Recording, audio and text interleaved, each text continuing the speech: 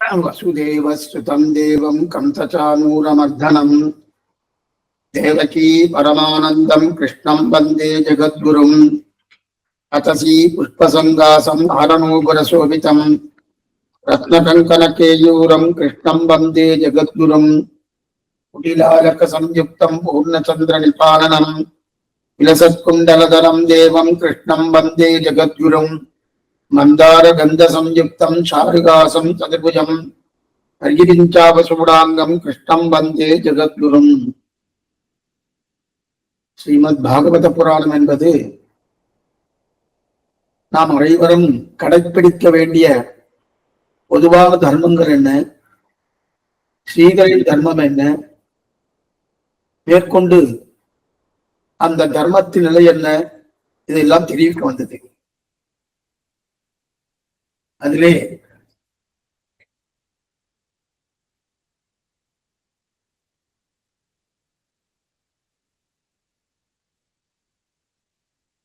அந்த தர்மத்தின் நிலையை தெரிவிக்க வந்தது. ஆனால் அந்த தர்மத்தை என்ன சொன்னார்கள், ஸ்ரீகளுடைய தர்மம் என்ன, அதே போல பொதுவான தர்மங்கள் என்பது நேற்றைய காலட்சேபத்தில் அனுபவிக்க பெற்றோம். அதோடு நமக்கு 7வது ஸ்கந்தம் முடிவடைகிறது. அதற்கு மேற்கொண்டு 8வது ஸ்கந்தம் ஆரம்பிக்கணும். அந்த 8வது ஸ்கந்தத்திலே இதற்கு முன்னாடி நம்ம பிரம்மா ஸ்வயம்பு மனுவை படைத்தார்னு பார்த்தோம். ஒரு பிரம்மாவுடைய ஆயுட்காலம் என்பது 1000 சதுர்யுகம் என்பது பிரம்மாவுக்கு ஒரு பகல் பொழுதுன்னு அர்த்தம். அந்த மாதிரி மற்றொரு 1000 சதுர்யுகம் நடந்தால் ஒரு நாள், அதை போல ஒரு மாசம், அதை போல ஒரு வருஷம், அதை போல 100 வருஷம். இத்தனை வருஷங்கள் போயிட்டனா பிரம்மாவுக்கு ஆயுட்கால் முடியாது.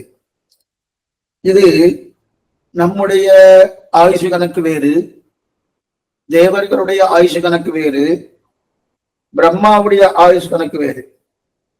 ஆனால் ஒரு சதுர்யுகம் என்பது 43,20,000 வருஷங்கள் ஒரு சதுர்யுகம். ஆனா ஒரு சதுர்யுகத்துல 14 மனுக்கள் ஆட்சி புரிகிறார்கள். 14 மனுக்கள். அப்புறம் 1000 சதுர்யுகம். 1000 சதுர்யுகம் என்னது? ஒரு சதுர்யுகம் 1000 சதுர்யுகம். 1000 சதுர்யுகத்துல 14 மனுக்கள் ஆட்சி புரிகிறார்கள். அப்படி என்றால் ஒவ்வொரு மனுக்களும் 71, கிட்டத்தட்ட 71 சதுர்யுகங்கள் ஆட்சி செய்கிறார்கள் அர்த்தம் வருது. கிட்டத்தட்ட அந்த கணக்கு பிரகாரம் வருது. அதுல முதல் மனு ஸ்வயம்பு மனு, அந்த மனு, அடுத்த மனு ஸ்வாரோஜித மனு, 3வது மனு உத்தம மனு, 4வது மனு தாமச மனு. இந்த தாமச மனுடைய காலத்துலதான் பகவான் ஹரியங்கிற திருநாமத்தாலே பகவான் அவதாரம் செய்கிறார். ஹரியங்கிற திருநாமத்தில் அவதாரம் செய்கிறார்னு என்ன அர்த்தம்? கஜேந்திர மோட்ச விருத்தாந்தம் இந்த நிலையில தான் பண்ணப்பட்டது. அப்படி என்றால் தாமசமனுவின் காலத்திலே கஜேந்திர மோட்ச சித்தாந்தம் நடத்தப்பட்டது. சரி, கஜேந்திர மோட்சம் என்ன சுவாமி? யானை அதனுடைய கால்கள் முதலையுடைய வாயிலே அகப்பட்டது. அது ஓகோன்னு அலறியது. பெருமாள் வைகுண்டத்திலிருந்து ஓடி வந்தார். ஓடி வந்து முதலையை சங்காரம் பண்ணார், முதலையை துண்டித்தார், மேற்கொண்டு யானையை காப்பாற்றார் என்பது சரித்திரம். ஆனா இந்த சரித்திரம் இது ரொம்ப சிம்பிளா தெரியும். ஆனா இந்த சரித்திரத்தை நம்ம நிச்சயம் சொல்லிட்டே இருக்கும், நிச்சயமா பேசிட்டு இருக்கோம். ஏன்னா யானை பெருமாளுக்கு மலர் சமர்ப்பிப்பதற்காக ஏதோ புஷ்பம் இருக்கு, அந்த புஷ்பத்தை சமர்ப்பிப்பதற்காக தான் குளத்துல இறங்கிட்டு, குளத்துல இறங்கும் போது மறைஞ்சி இருக்கக்கூடிய முதலை, அந்த முதலை யானையுடைய காலையை பிடித்து கொண்டது. யானைக்கும் முதலைக்கும் சண்டை. எத்தனை சண்டை? முதலை பிடிச்சு குளத்துல இழுக்கிறது, யானை பிடிச்சு நிலத்துல இழுக்கிறது. யானைக்கு நிலத்திலே பலம், முதலைக்கு தண்ணீரிலே பலம். ஒவ்வொன்றும் இழுத்துட்டு இருக்குது. எத்தனை வருஷங்கள் சுவாமினி? எத்தனை வருஷங்கள்? நாள் இல்ல, 1000 வருஷங்கள் யுத்தம் நடக்கிறது ரெண்டுக்கும், யானைக்கும் அதே போல முதலைக்கும். அதுல இருக்க சரி, அப்ப என்ன ஆச்சுன்னா யானை மூழ்கி போற அளவுக்கு வந்துடுச்சு. மூழ்கி போகும் அளவுக்கு அது வந்துடுத்து. அப்பனா துதிக்கைய மேல தூக்கி கொண்டு நன்னா கூப்பிடுறது. நீதான் ஏ பகவான்னு, நீதான் என்னை காப்பாத்தணும் கூப்பிடுறது. அப்ப பகவான் தொடாருடனா அருள் வந்து மேற்கொண்டு சக்கரதாயுதத்தை உபயோகித்து முதலையின் தலையை துண்டித்து யானையை காப்பாற்றினான். இது சரித்திரம். சரி, அப்ப அப்படிப்பட்ட துதிக்கை இல்லையா, துதிக்கையிலே தாமரை மலரை வைத்துக் கொண்டு யானை அந்த பகவானுக்கு சமர்ப்பிக்க வேண்டும் என்ற அபிப்பிராயத்தில்தான் அந்த குளத்திலே இறங்கினது. இறங்கின உடனே அது முதல்ல பிடிச்சு விட்டு, ஆனாலும் பகவான் வந்து ரட்சித்தாரனோ, ரட்சித்தபடியாலே அந்த புஷ்பத்தை தானே எடுத்து தன்னுடைய திருவள்ளில் சேர்த்துக் கொண்டு அந்த யானைக்கு தான் தரிசனம் கொடுத்தான்றது கதை. இந்த கதை ஏற்கனவே நான் வந்து பிரகலாத விஷயத்துல பார்த்துருக்கோம். பிரகலாத விஷயம், பிரகலாதன் அரக்கன், ஒரு அரக்கன் ஒரு சிறுவன் கூப்பிட்டார்ன்றதுக்காக பகவான் ஓடி ஓடி வந்தார். ஆனா இந்த சரித்திரம் என்னன்னா, அது அசுர பிள்ளை கூப்பிட்டான்றதுக்கு வந்தாரோனோ. ஆனா இந்த சரித்திரம் என்னன்னா, ஒண்ணுமில்ல சுவாமி, ஒரு விலங்கு, ஒரு மிருகம் யானை கூப்பிடுறதுக்காக ஓடி ஓடி வந்திருக்கான் பகவான். இதுதான் வித்தியாசம். அங்க அசுர பிள்ளை கூப்பிட்டதுக்காக ஓடி ஓடி வந்தான், இங்க யானை பிள்ளை கொடுங்க. இப்ப நாம் பார்க்க போது மிருகம் இல்லையா, அப்ப மிருகம் கூப்பிட்ட குரலுக்கு வந்தாடணும். சாமான்யமா ஒரு குழந்தை படுத்துனா தாயார் தகப்பனார்லாம் என்ன பண்ணுவார்னா, அந்த குழந்தைக்கு கதையெல்லாம் சொல்லுவார். அந்த கதையில துருவச்சரித்திர கதை, பிரகலாதனுடைய கதை, அதே போல கஜேந்திரனுடைய கதை, இந்த கதையெல்லாம் சொல்லித்தான் வளர்ப்பா குழந்தையே. இன்னைக்கு அதெல்லாம் ரொம்ப குறைஞ்சி போயிடுச்சு. வேற ஏதோ ஒரு கதையை சொல்லிட்டு இருக்கா. புராண கதைகள் தான் பிரதானமா சொல்லணும், இல்ல ஆழ்வாராச்சாரன் கதையை சொல்லலாம், இல்ல பகவானுடைய கண்ணனுடைய சேட்டிதங்கள் சொல்லலாம். அந்த மாதிரி பண்ணலாம் போனோம். இந்த மூணும் சொல்லித்தான் ஒரு தாயார் குழந்தை வளர்ப்பாடு வர, அந்த குழந்தைக்கு சோறு ஊட்டுவாளோ பால் ஊட்டுவாளோ அதெல்லாம் இருக்கு. ஆனாலும் நம்முடைய பாரத தேசத்துல இது பிரதானம் பண்ணப்படுகிற இந்த மூணு கதையை நிச்சயம் சொல்லுவா. என்னென்ன கதை? கஜேந்திர விருத்தாந்த கதை, பிரகலாதவர்தனுடைய கதை, துருவச்சரித்திரம் என்று சொல்லக்கூடிய அந்த கதை. இந்த மூணையும் சொல்லுவார். இப்ப சுவாமி, சரி சுவாமி, இதெல்லாம் வந்து இருக்கிற சுவாமி, இப்ப அந்த குழந்தை உடனே கேட்கறது, குழந்தைக்கு சொல்லிட்டா தாயார் தப்பனர், குழந்தை உடனே கேட்கறது, அம்மா நீ சொன்னிய இந்த சரித்திரம், கஜேந்திரன் கூப்பிட்டதற்காக ஓடோடி வந்தான் பகவான், அசுரப்பிள்ளையான பிரகலாதன் கூப்பிட்டதற்காக ஓடோடி வந்தான் பகவான், நாளைக்கு நான் கூப்பிட்டாலும் ஓடோடி வருவானான்னு கேட்டார். இப்ப தாயார் என்ன சொல்லணும்? அதெல்லாம் நமக்கெல்லாம் வரமாட்டா, அவள்லாம் பெரிய மகான்கள், நல்லா ஞானம் படைத்தவர்கள், அதனால அவளுக்கு வரான்னு சொன்னா தப்பு. ஏன்னா இந்த கதையை சொல்றதே என்ன காரணம், எதனால சொல்ற இந்த கதைய?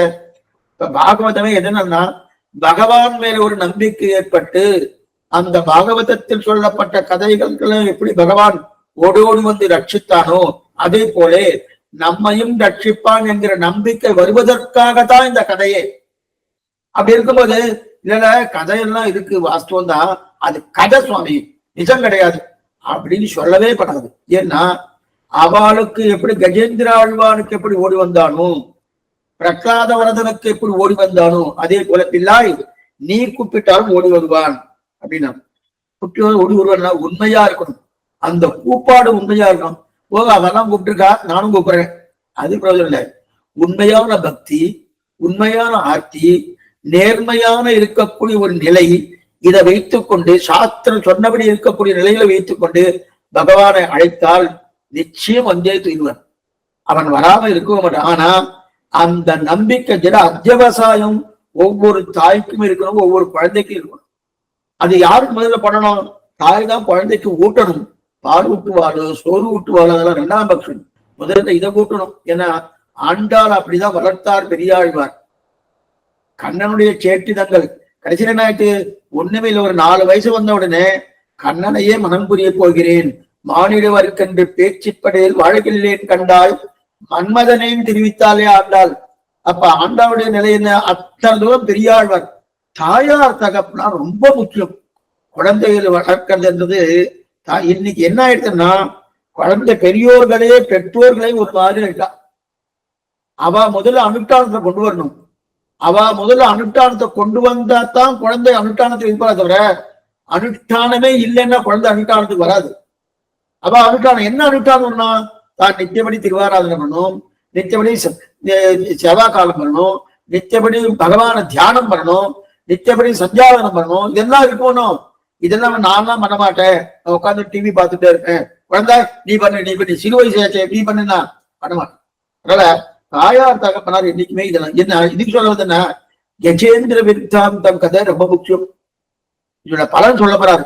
அப்படி இன்னும் கதையை பார்க்கல, பலன் முடிஞ்சு பார்த்து என்ன சொல்றாருன்னா, இந்த விருத்தாந்தத்தை யாரெல்லாம் கேட்கிறாளோ அவளுக்கு துஸ்வப்பனங்கள், தீய எண்ணங்கள், பயமாக இருக்கக்கூடிய தன்மை இதெல்லாம் விலகும் சொல்றார். முதல்ல தீய எண்ணங்கள் வராது. தீய எண்ணங்கள் எதனால வந்து பகவத் சம்பந்தமோ பாகவத சம்பந்தமோ ஆச்சாரிய சம்பந்தமோ இல்லைன்னா தீய எண்ணங்கள் வந்துடும். வருமா சுவாமி? வரும், நிச்சயமா வந்துடும். அது அந்த சம்பந்தம் இருக்குன்னா அப்ப அவனுடைய கதையை கேட்கறது, அவள் கேட்டிதங்கிற எண்ணம் அனுபவிக்கிறது அப்படின்னு இல்லையா? அப்படிப்பட்ட ஆச்சரியமான கதை தான் இந்த கஜேந்திர வித்தாந்த கதை. ஆச்சரியமான கதை. இது நம்ம முதல்ல பார்ப்போம், நம்பிக்கையோடு கேட்போம். இப்ப யானை கதையை பார்ப்போம். ரொம்ப உயர்ந்த திரிக்கூட்ட பர்வத்தம்னு ஒரு பர்வத்தம், பெரிய மலை. திரிக்கூட்ட பர்வத்தம் பெரிய மலை. அதிலே 3 சிகரங்கள் இருக்கு. என்னென்ன சிகரம்? ஒண்ணு தங்க சிகரம், மற்றொன்று வெள்ளி சிகரம், மூன்றாவது எஃகு சிகரம். அப்ப தங்க சிகரத்தோடு கூடிய திருக்கூட பர்வத்தம், எஃகு சிகரத்தோடு கூடிய திருக்கூட பர்வத்தம், வெள்ளி சிகரத்தோடு கூடிய திருக்கூட பர்வத்தம். அதை சுத்தி நல்ல அழகான தாமரை பொய்கை இருக்கு. பொய்கைனா குளம், தாமரை பொய்கை இருக்கு. அந்த குளத்தை சுத்தி மலர்களால் அலங்கரிக்கப்பட்டதாக இருக்கிறது. இயற்கையா வளர்ந்துருக்கு.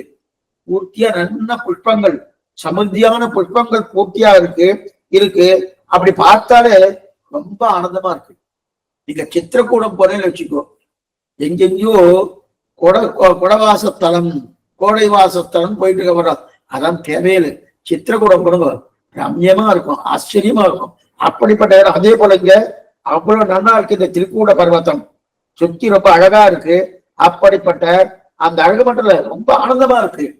அந்த இதுவை பார்க்கச்சேயே, அந்த அந்த சன்னிவேஷத்தை பார்க்கச்சேயே மனசுக்கு ஒரு நிம்மதியை கொடுக்கக்கூடிய ஒரு தன்மை வந்துடுறது. அந்த மாதிரி இருக்கு இல்லையா? அந்த மனத்தை பறிக்கவல்ல இயற்கை எழில் கொஞ்சம் கூடிய ஆச்சரியமான இடம் அந்த இடம். அப்படிப்பட்ட இடம். அந்த இடத்துல அழகான பொற்றாமரை குளம் இருக்கு. பொற்றாமரை கையம் நீராட போனால் ஒருவற்றால் என் மகரும் பொண்ணு மகதேன் இருக்கு இல்லையா? அப்படிப்பட்ட பொற்றாமரை குளம் இருக்கு. அந்த பொற்றாமரை குளம் இருக்கு இல்லையா? அந்த பொற்றாமரைக்குள்ள புஷ்பங்கள் திடீர்னு இருக்கணும். அந்த புஷ்பங்கள் பறித்து பகவானுடைய திருவடிக்கு சமர்ப்பிக்க வேண்டும் என்கிற எண்ணத்தாலே அப்படியே வந்துட்டு இருக்கு யானை. கஜேந்திரன் என்கிற யானை வந்துட்டு இருக்கு. அதை அலைந்து திமிர்ந்து, யானைனாலே ஒரு திமிர் இருக்கும். யானைனாலே ஒரு திமிர் இருக்கும். அது கேட்டம் என்ன தெரியுமா? அது நடந்தாலே ஒரு பூமியை அதர்ற மாதிரி இருக்கும். அது நடந்தாலே பூமியை அதர்ற மாதிரி இருக்கும். யானை அப்படின்னா யானைன்னா ஒரு ராஜா மாதிரி. யானை நடை, சிங்க நடைன்னு சொல்ற மாதிரி இருக்கும். யானை நடைனா ஒரு ராஜா நடக்கிறவா நடந்துட்டு இருக்க. அங்க இங்க அப்படியே பார்த்துட்டே இருக்கு. பார்த்துட்டு ஓடி வந்துட்டு இருக்கு. வந்துட்டு இருக்கச்சே அங்க இருக்கக்கூடிய மான் கூட்டங்கள்லாம் அப்படி யானையை பார்த்தோம் விடுக்குன்னு ஓடி வந்துட்டு இருக்கு. ஏன் வந்துட்டு இருக்கு? குயில்களாகட்டும் மயில்களாகட்டும் இதெல்லாம் கூவுறது. கோக்கிலா சொல்றோம், அதெல்லாம் நல்லா கூறுது. பக்கத்துல இருக்க மூங்கில் மரங்கள் இருக்கணும். அந்த யானை அங்க வந்து அந்த மூங்கில் மரத்தை தன் வாயால போட்டு இழுத்து அந்த மூங்கில் மரம் முழுதையும் துவம்சம் பண்றது, அதையும் சாப்பிடுறது. இதெல்லாம் யானை பண்ணிட்டு இருக்கு. அதை பார்த்தாலே நமக்கு ஒரு ஆனந்தமா இருக்கும். இப்படியே ஆனந்தமா யானை வந்துட்டு இருக்கு. கீழே இருக்க தாமரை குளத்துல இருக்க தண்ணீரை எடுத்து தன் தலையில எல்லாம் போட்டுக்கிறது. யானைக்கு இது ஒரு பெரிய குப்பைச்சத்தையும் தூக்கி தன் தலையில போட்டுக்கும், தண்ணீரையும் போட்டு தன் தலையில குளிக்கிற மாதிரி பண்ணிட்டு இருக்கும். இதெல்லாம் பண்ணிட்டு இருக்கு இல்லையா? இந்த மாதிரி ஆனந்தமா இருக்கு. அப்படிப்பட்ட இயற்கையில் கொஞ்சக்கூடிய இடம் ஒற்றாமரை குளம். அந்த குளத்துக்கு வந்திருக்கு. ஆனா அது வரையில அந்த குளத்துக்குள்ள ஒரு முதல் இருக்கணும்.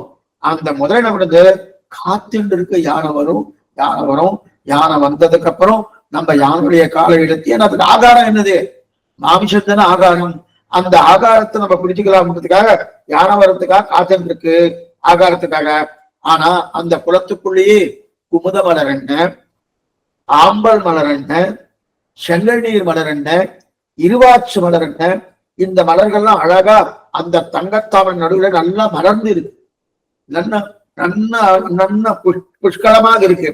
அதை பறித்து பெருமாளுக்கு சமர்ப்பிக்க வேண்டும் அப்படின்ற ஒரு அபிப்பிராயத்தோடு யார் இடம்பெடுத்து நேரம் அந்த குளத்துல இறங்கிச்சு.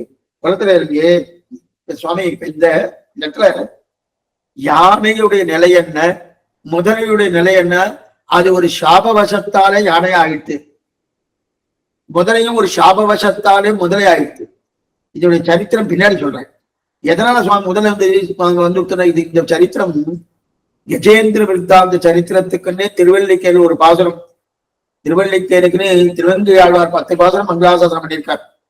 அதுல ஒரு பாசனம், மீனவர் பொய்கை நான்மலர் கொய்வான் வேட்கையினோடு சென்றிடந்த காணமர் வேகம் கையெடுத்தலர கரா அதன் காரினை கதுவ ஆணையின் துயரம் தீர புள்ளூர்ந்து சென்று நின்று ஆடிதட்டானை தேனமர் சோலை மாடமாமையிலை திருவல்லிக்கேணி கண்டேனே இந்த பாட்டு.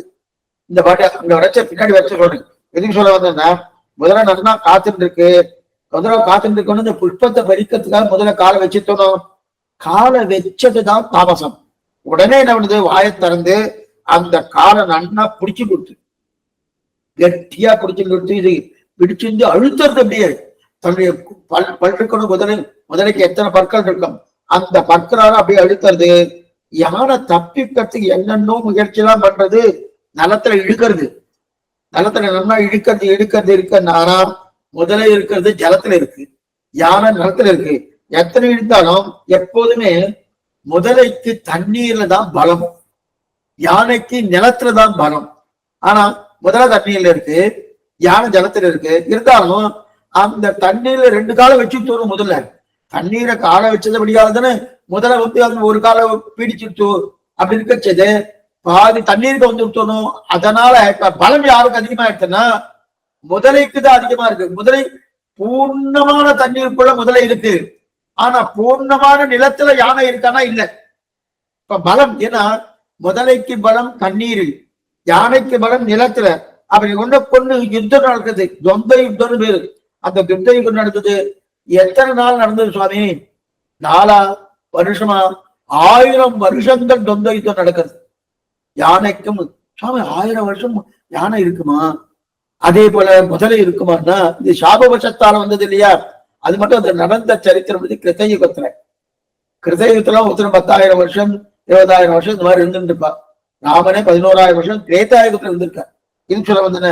தசரதன் 60,000 வருஷம் இருந்திருக்கார். அப்படி கட்சே 1000 வருஷம் தொந்தயுத்தம் நடந்தது. மெதுவாக யானையுடைய பலம் குறையது. மெதுவாக யானையோட பலம் குறையது. முதலையுடைய பலம் நன்னா வலுவாகிட்டே இருக்கு. இழுக்க போயிட்டு யானை இழுக்க முதல்ல 2 கால்கள், அடுத்த 2 கால்கள், அதுக்கப்புறம் அதோடைய திருமேனிட்ட உடம்பு என்ன அது, அதெல்லாம் ஒவ்வொன்றும் முதல்ல முழங்கால் முண்டி இதெல்லாம் பண்ணிட்டு இருக்கணும். இந்த மாதிரி பண்ண என்ன ஆயிடுச்சு, ஒரே விஷயம்.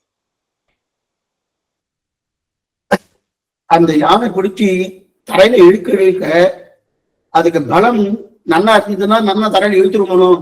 தரையில இழுக்கிற அந்த இது பண்ணிட்டு முதல்ல வந்து தன்னுடைய ஜலத்துல பலம் அதிகமானபடியாலே நல்லா இழுத்துட்டு வருது. இழுக்க ஆயிடுச்சு. 2 கால்கள் உள்ள போயிடுத்து. முழங்கால் முழுகின உடனே முதுகு முழுகிட்டு இன்னும் மத்தகம் என்று சொல்லக்கூடிய அந்த துதிக்கைதான் இன்னும் பாக்கி இருக்கு. மூச்சு விடுறதுக்கு துதிக்கை நல்லா மேல தூக்கிட்டு இருக்கு. ஆனா அந்த துதிக்கையில தான் புஷ்பத்தை பறிச்சு வச்சுட்டு இருக்கு. பகவானுடைய திருவிழில சமர்ப்பிக்கணுன்றதுக்காக தங்கத்தாமரை என்று சொல்லக்கூடிய அந்த புஷ்பத்தை முடிஞ்சிட்டு இருக்கு. அது துதிக்கையில இருக்கு. துதிக்கையில இருக்கச்சதே இப்ப ஸ்ரீவைகுண்டத்துல பெருமாளும் பிராட்டியும் பாக்குறா. பெருமாளும் பிராட்டி என்ன பாக்குறான்னா, ஓ இந்த மாதிரி நடந்துட்டு இருக்கே, நீ போய் யானை இத்தனை சண்டை போடுறத உம்முடைய பக்தன் தான். பிராட்டி சொல்றா பகவானை பார்த்து, உம்முடைய பக்தன் தானே இந்த யானை, அந்த கஜேந்திரன், நீர் உடனே போய் ரட்சிக்கலாகாதான்னு சொல்லி பார்த்துட்ட. இல்ல தேவி, யானை தன்னை தானே காப்பாற்றிக் கொள்ளலாம் என்று நினைக்கிறது. அந்த எண்ணம் போனால்தான் நான் போக முடியுமே தவிர என்னால் இப்ப போக முடியாதுன்றான். இதனுடைய தாற்பயம் என்ன? இப்ப புரியத்துக்காக சொல்றேன். கொஞ்சம் நிதானமா இதை கேளுங்க. யானை சமத்துல இருக்கு. யானை சமத்துல இருக்கும்போது அந்த சமத்துல இருக்கக்கூடிய ஒரு தன்மையை ரட்சிக்க வேண்டியது பகவானுடைய பொறுப்பு தானே. அப்படி இருக்க செய்து அதை ரட்சிக்காம என்ன பண்ணிட்டு இருக்காரு இவரு? யானை கூப்பிடணும், கூப்பிட்டாதான் போகணும்னு சொல்லிட்டு இருக்காரு. சரி, யானை ஏன் கூப்பிடல? தன்னை தானே ரட்சித்துக் கொள்ளலாம் என்கிற எண்ணம் யானைக்கு இருக்கு. தன்னை தானே ரட்சித்துக் கொள்ளலாம் என்கிற எண்ணம் யானைக்கு இருக்கிற பரியந்தம் பகவான் ரட்சிக்க வரமாட்டார். இது பகவானுக்கு இருக்கக்கூடிய நிலை. சரி சுவாமி, அவர் முயற்சி பண்ணட்டும், அந்த முயற்சி இருக்கும், இவருடைய முயற்சி வரட்டுமேன்னா அப்ப என்ன தெரியுமா விடுவா? அந்த நேரத்துல பகவான் வந்தார்னா இந்த ஜீவாத்மா என்ன கேட்பார்னா, உன்னை யார் கூப்பிட்டா? என்னை நானே ரட்சித்துக் கொள்வதற்குண்டான சக்தி எனக்கு இருக்கே, நான் உன்னோடு கூப்பிடவே இல்லையே, இதுக்காக நீங்க வந்து இந்த வார்த்தையை கேட்க ஆரம்பிச்சுவா இந்த ஜீவாத்மா. இந்த மனுஷனுக்கே இருக்கக்கூடிய ஒரு தன்மை இது. அதனாலதான் நம்ம சரணாகி பண்ணணும். சரணாகி பண்ணாதான் மோட்சம்னு இதுக்காக சொல்றோம். அப்ப சரணாகியுடைய தத்துவம் என்ன? பிரபக்தியுடைய தத்துவம் என்னன்னா, என்னால் ஆகாது, என்னால் முடியாது, உன்னால் அல்லால் யாவராலும் ஒன்றும் குறவேண்டேன். உன்னை தவிர ரட்சிக்கக்கூடிய சக்தி என்கிட்ட கிடையாது.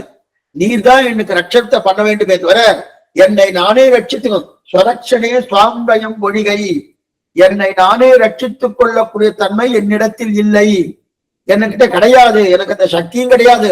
ரெண்டாவது, அது அப்படிப்பட்ட சுவாவமும் என்கிட்ட இல்லை அப்படின்னு தெரிவிக்கிறோம்.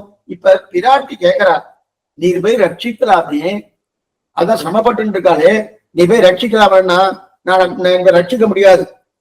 ஆனா ரட்சிக்க கூடியவன் பகவான் தான். காக்கும் இயல்பினன் கண்ணபெருமான் அப்படி ஆழ்வார் திருக்கல அப்படி இருக்க செய்து, அப்ப அந்த யானை நல்லா புரிஞ்சு கூப்பிடணுமோ, ஓ நம்மை நாமே ரட்சித்துக் கொள்ளக்கூடாது.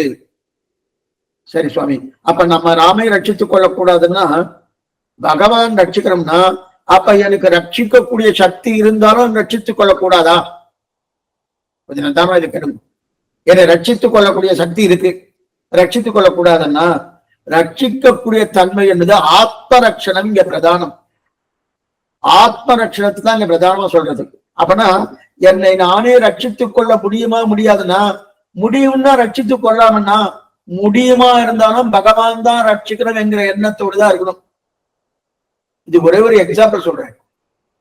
சீதை அசோகவனத்தில் கொண்டு போய் வைத்தால் ராவணன் சீதை கொண்டு வை. சீதைக்கு தன்னைத்தானே ரட்சித்துக் கொள்ளக்கூடிய சக்தி இருக்கா இல்லையா? இருக்கு. எங்க சுவாமி இருக்கு? தன்னைத்தானே ரட்சித்துக் கொள்ளக்கூடிய சக்தி இருந்தா அப்ப ராவணன் தூக்கி கொண்டு போகும்போது தன்னைத்தானே ரட்சித்துக் கொண்டு இருக்கலாமா? ரட்சிக்கல, தன்னைத்தானே ரட்சித்துக் கொள்ளவில்லை. ஏன் ரட்சித்துக் கொள்ளவில்லை? பகவானாலேயே தான் ரட்சிக்கப்பட வேண்டுமே தவிர என்னை நானே ரட்சித்துக் கொள்ளவும் கூடாது, மற்ற பேராலே ரட்சித்துக் கொள்வதற்கு அனுமதிக்கவும் கூடாது.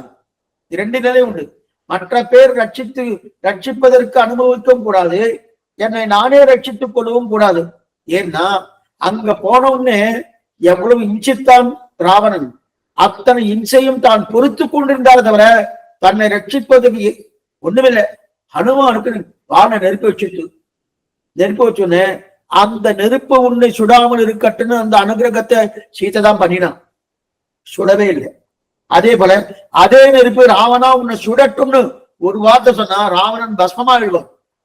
ஆனா அப்ப என்ன, சீதை தன்னைத்தானே ரட்சித்துக் கொண்டாலும் தெரியுது. ரட்சிக்கக்கூடிய சக்தியிலும் சக்தியை விட்டால் சீதை, சக்தியை விட்டால் சீதை. அதே போல இப்ப திரௌபதி தன்னைத்தானே ரட்சித்துக் கொள்ளக்கூடிய சக்தி இருக்கான்னா இல்லையே. கோவிந்தா புண்டரீகாட்சா ரக்ஷமாம் சரணாங்கதான கூப்பிட்ட உடனே பஞ்சபாண்டவர் 5 பேரும் எதிர்கள் உட்கார்ந்துட்டு தான் இருக்கா, ஒருத்தரும் ரட்சிக்க வரல. ஆனா அவ கூப்பிட்டாலும் அவருக்கு சக்தி இல்லை. சக்தி இருக்கட்டும், சக்தி இல்லாமல் போகட்டும், பகவான் தான் ரட்சகர் என்ற எண்ணத்தோடு இருக்கணும். ஆனா இந்த யானைக்கு இந்த கஜேந்திராவுக்கு என்னன்னா, என்ன நானே ரட்சித்துக் கொள்ளாமே அந்த எண்ணம் இருந்தது. அப்ப அவன் நான் என்ன ரட்சித்துக் கொள்ள முடியலை, பகவான் தான் ரட்சிக்கணும் என்கிற எண்ணம் வரைக்கும் நான் காத்து கொண்டிருப்பேன் தேவி. பிராட்டி சொல்றா பெருமாள். அது என்ன? ஏன்னா அப்பதான் நான் லட்சுமி பிராட்டி கேட்கிறா, அவன் கூப்பிடணுமா சுவாமி, உன்னுடைய சொத்து தானே, உன்னுடைய சொத்துன்னு பாடுறது, அவன் கூப்பிடவான்னா நீரே போகலாமான்னா அவனுக்கு தானே கட்டம், அவனுக்கு தானே கட்டம் என்று கேட்க, நான் போனா ஏற்றுக்கொள்ள மாட்டான் தேவி. இதான் விஷயம். நான் போனா ஏற்றுக்கொள்ள மாட்டேன். ஏன்னா மனுஷனிடத்துல என்ன கட்டம்னா, நான் வேறுவென்று கூப்பிட்ட போதுதான் என்னை ஏழ்வான். அவன் கூப்பிடாத சமயத்தில் நான் போனால் உன்னை யார் வர சொன்ன, எதுக்காக வந்து அப்படின்னு, என் பாட்டு நானே பாத்துக்கிறேன்னு அப்படின்னு சொல்ல ஆரம்பிச்சிடான். அப்படின்னு என்னை தள்ளி விடுவன். அதற்கு பயந்துதான் நான் போகாம இருக்கேன். பகவான் ரட்சிக்கிற நிறைய பேருக்கு இந்த மாதிரி ஒரு சந்தேகம் வரும். நான் எவ்வளவு சமப்பட்டு இருக்கேன்னு சொன்னேன். இவ்வளவு வேணும். இதே திரௌபதிக்கு புடவை உனக்கு உரித்தாகணும், மனபங்கம் பண்ணப்பட்டது. அப்ப ஒவ்வொரு புடவையா இழுத்துட்டே வர, முதல் புடவை இழுக்க வரச்சேயே உடனே வந்து ரட்சிச்சிருக்கலாம்னு ரட்சிக்கல.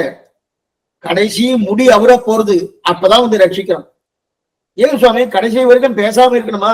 முதலே ரட்சித்திருக்கலாமான்னா முதலே ரட்சித்திருக்கலாம், சந்தேகம் கிடையாது. ஆனா முதல்ல ரட்சிக்கக்கூடிய தம்மை கூப்பிட்டாலே தவிர, கூப்பிட்ட விஷயம் என்னன்னா தன்னையும் ரட்சித்து கொண்டு அவனையும் கூப்பிடுறான்.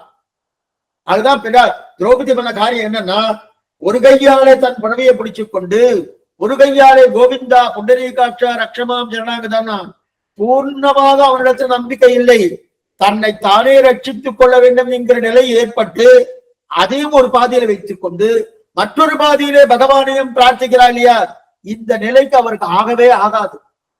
பூர்ணமான நம்பிக்கை கொடுக்கணும். அதனாலதான் நமக்கு ஏதாவது சிரமம் வந்துச்சுன்னா, என்ன சுவாமி அவனுக்கு கண்ணே இல்லை சுவாமி, ரட்சிக்கவே இல்லை, நான் எத்தனை பிரதட்சணம் பண்ண எத்தனை பண்ணா, உன் முயற்சியை நீ பண்ணிட்டு இருக்கியே, உன் முயற்சியை நீ விடணும்.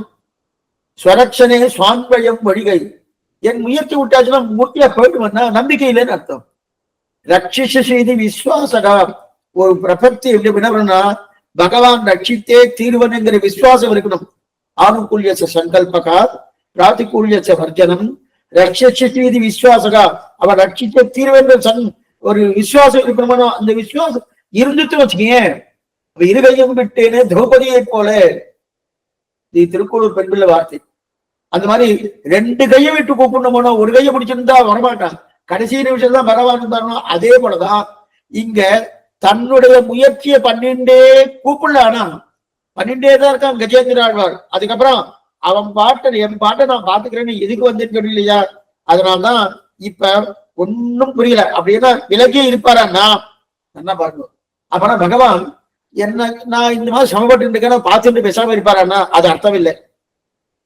யாரும் அறியா வண்ணம் அவனுடைய ஹிருதய கமலத்திலேயே அந்தரியாமையா இருந்துருக்கானோ, அந்தரியாம இருந்துருக்கானோ. இவர் ஒன்னும் வைகுண்டத்தை மாத்திரம் இருக்கு இல்ல, ஒவ்வொருத்தரும் இதே கமலத்திலே இருந்துருக்கான். என்னன்னா காட்டு, ஆனா காட்டுறது கிடையாது. நான் உள்ளுக்குள்ள இருக்கேன். ஆனா நமக்கு தெரிஞ்சுக்கிறோம்னா காலட்சேபம் மூலமா, ரிஷிகள் மூலமா, ஆழ்வார்கள் மூலமா இதெல்லாம் தெரிஞ்சுக்கிறோம்னா, தெரிஞ்சுட்டு அவன் இருக்கானே சுவாமி இருக்கானே, அப்ப அவனாக என்று வேண்டுகிறான் என்று சொல்ற, இவன் அருள் புரிவான் அப்படின்ற ஒரு எண்ணம் இவனுக்கு வரணும். அந்த எண்ணம் வராத வரைக்கும் ஒரு என்ன ஒண்ணு வேண்டாம். ஒரு குழந்தை இருக்கு, ஒரு குழந்தைக்கு ஒரு பண்டத்தை கொடுக்குறோம், ஒரு வஸ்துவை கொடுக்குறோம். அந்த வஸ்து குழந்தைக்கு அது அப்படியே அதுக்கு பிடிச்ச வஸ்து வந்தா நல்லா விளையாடிட்டு இருக்கோம், பிடிக்காத வஸ்து தூக்கி போட்டுரும். பிடிக்காத வஸ்து ஏன்னா அந்த குழந்தை கேட்டு கொடுத்தா அது அந்த குழந்தை வாங்கிட்டுனா அதை ரசிக்கும். அந்த குழந்தைக்கு அந்த குழந்தை கேட்கறதுக்கு முன்னாடி நான் இதை கொடுக்குறேனே அதை எந்தெந்த பொம்மையோ கொடுக்குறோம், எந்தெந்த பொம்மையோ அந்த பொம்மை தூக்கி தூக்கி போட்டுரும். ஒருத்தர் என்ன பண்ணார், பெரிய பணக்காரர். அந்த பணக்காரர் என்ன பண்ணார், அவர் பொம்மைக்காரர் ஒருத்தர் வாங்கி கொடுப்பாருன்னா 10 ரூபாய் 15 ரூபாய் 20 ரூபாய்னு வாங்கி கொடுக்குறாருன்னா, அவர் பெரிய பணக்காரர், நிஜமான காரை வாங்கி கொடுத்தார், சாவியை கொடுத்து குழந்தைகிட்ட கொண்டு போய் கொடுத்தார். குழந்தை உனக்கு நான் பெரிய பணக்காரன், உனக்கு அவார்லாம் 5 ரூபாய் 10 ரூபாய் பொம்மை வாங்குற மாதிரி நிஜமான காரை வாங்கி கொடுத்துருக்க பாரும் அப்படின்னு அந்த சாவி வாங்கிட்டு ஒரு கீறுவார். அந்த குழந்தைய அந்த குழந்தையுடைய முகம் அந்த கார்ல தெரியும். அதை பார்த்துட்டு ஒரு கீறிட்டு சாவியை தூக்கி போட்டுவான். அவருக்கு பிடிக்கல, உயர்ந்த வஸ்து தான். ஆனா உயர்ந்த வஸ்துவா இருந்தாலும் தான் கேட்டா தான் கொடுக்க முடியுமே தவிர கேட்கறதுக்கு முன்னாடி கொடுத்தா அது ரசிக்கவே ரசிக்காது. அதே போலதான் இப்ப முதல்ல கூப்பிடணும் போனோம், முதல்ல யானை கூப்பிடணும் போனோம். யானை கூப்பிடணும்னா என்ன இருக்குது, யானைக்கு ஒரு மிதப்பு இருக்கு. என்னன்னா எதனா பெருமாள் ரட்சிக்கிட்ட வேண்டும் இல்ல, கஜேந்திரன் நினைச்சது என்னை என்னாலேயே காப்பாற்றிக் கொள்ள முடியுமே. ஒருவேளை என்னை என்னாலே காப்பாற்றிக் கொள்ள முடியலன்னா என் உறவுக்காரர்கள் நிறைய பேர் இருக்காரனும், இதெல்லாம் மனுஷனுக்கும் சேர்த்துதான் சொல்லிட்டு இருக்கேன். என் உறவுக்காரர்கள் நிறைய பேர் இருக்காரனும், அவன் காப்பாற்ற போறா. அப்படி மாத்திரம் இல்ல, இந்த மாத்திரம் இல்ல, எனக்கு சில யானைகள்லாம் இருக்கு இல்லையா, அவன் காத்த போறா. அது மட்டும் நிறைய யானை இழுத்துட்டான், இழுத்தாலும் அது வரவே இல்லை. அதுக்கு மேல என்னுடைய மனைவி ஆண் யானை, என்னுடைய மனைவியா இருக்காளோ அவள் ரட்சிக்க போறா. வேறு ஆண் யானை இழுத்தது அப்பவும் முடியல. ஒவ்வொரு நம்பிக்கையும் போயிட்டே இருக்கு. எதுக்கு? இந்த யானைக்கு தன்னுடைய பந்துக்கள் காப்பாற்றுவார் நினைச்சது, வந்தா இழுத்தாதான் வரல. அதே போல தன்னுடைய மனைவி காப்பாத்தா, அதுவும் பண்ணல. வேறு ஆண் யானை காப்பாத்தா, அது முடிவு. கடைசியா தன்னிடத்துல நம்பிக்கை போயிடுச்சு. நம்பிக்கை போறோம்னா நம் நிலைமையும் இதே நிலையில தான் நம்ம இருந்துட்டு இருக்கோம். நம்ம முதல்ல என்ன பண்ணுவோம்? நம்முடைய முயற்சி பண்ணுவோம், அவளுடைய முயற்சி பண்ணுவோம், அவளுடைய முயற்சி பண்ணி. ஏன்னா யாரோ காப்பாத்த போற சுவாமி அப்படின்னு நினைப்போம். முதல்ல பெற்றோர்கள் காப்பாத்துவா அப்படின்னு நினைப்போம். அதுக்கப்புறம் மனைவியா இருந்தா கணவன் காப்பாத்துவா அப்படின்னு நினைப்போம். ஏன்னா பாஞ்சாலிக்கு கணவன்கள் காப்பாத்தவில்லையே, திரௌபதிக்கு. அதுக்கப்புறம் மனைவியா இருந்தா நம்ம கணவன் காப்பாத்துவான்னு, மனைவியா இருந்தா என்ன பண்ணுவா? ஒண்ணுமில்ல சுவாமி, இவர் காப்பாத்துவான்னு. ரத்தபலியா இருந்தா தகப்பனார் காப்பாத்துவான்னுவா. அதே போல இவாள மற்றவாள உறவினர்கள் பந்துக்கள் காப்பாத்துவான்னு.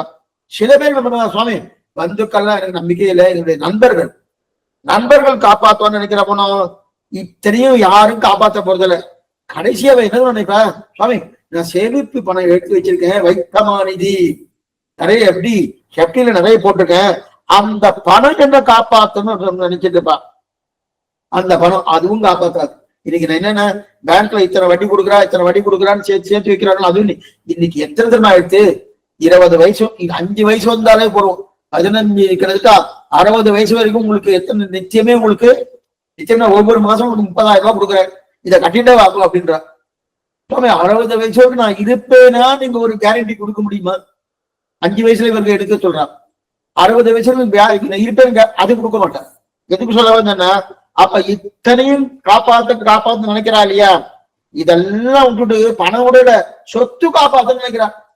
சொத்து இருந்தா சொத்து காப்பாத்து நினைக்கிறா இல்லையா? எதுவும் காப்பாற்றாது, எதுவும் காப்பாற்றப்படுறது. எதுன்னா கொள்ளென்று கிளந்தெடுத்த பெருஞ்செல்வம் நெருப்பாக கொள்ளென்று தமமூடும் இவையன்ன உலகியற்கை வல்லலே மணிவண்ணா உணகழத்தே வரும் பரிசு வல்லல் செய்த அடியேனை உணதருளால் வாங்கா ஏந்திருக்கிறார் ஆழ்வார். இந்த பிரலோகாச்சாரியர் எழுதுறார். என்னென்ன எழுதுறார்? ஜீவத்தின் பொருள். ஒரு தகப்பனார் மரணப்படுக்கல இருக்கார். அப்ப பக்கத்துல ஒரு பிள்ளை வந்துட்டான்.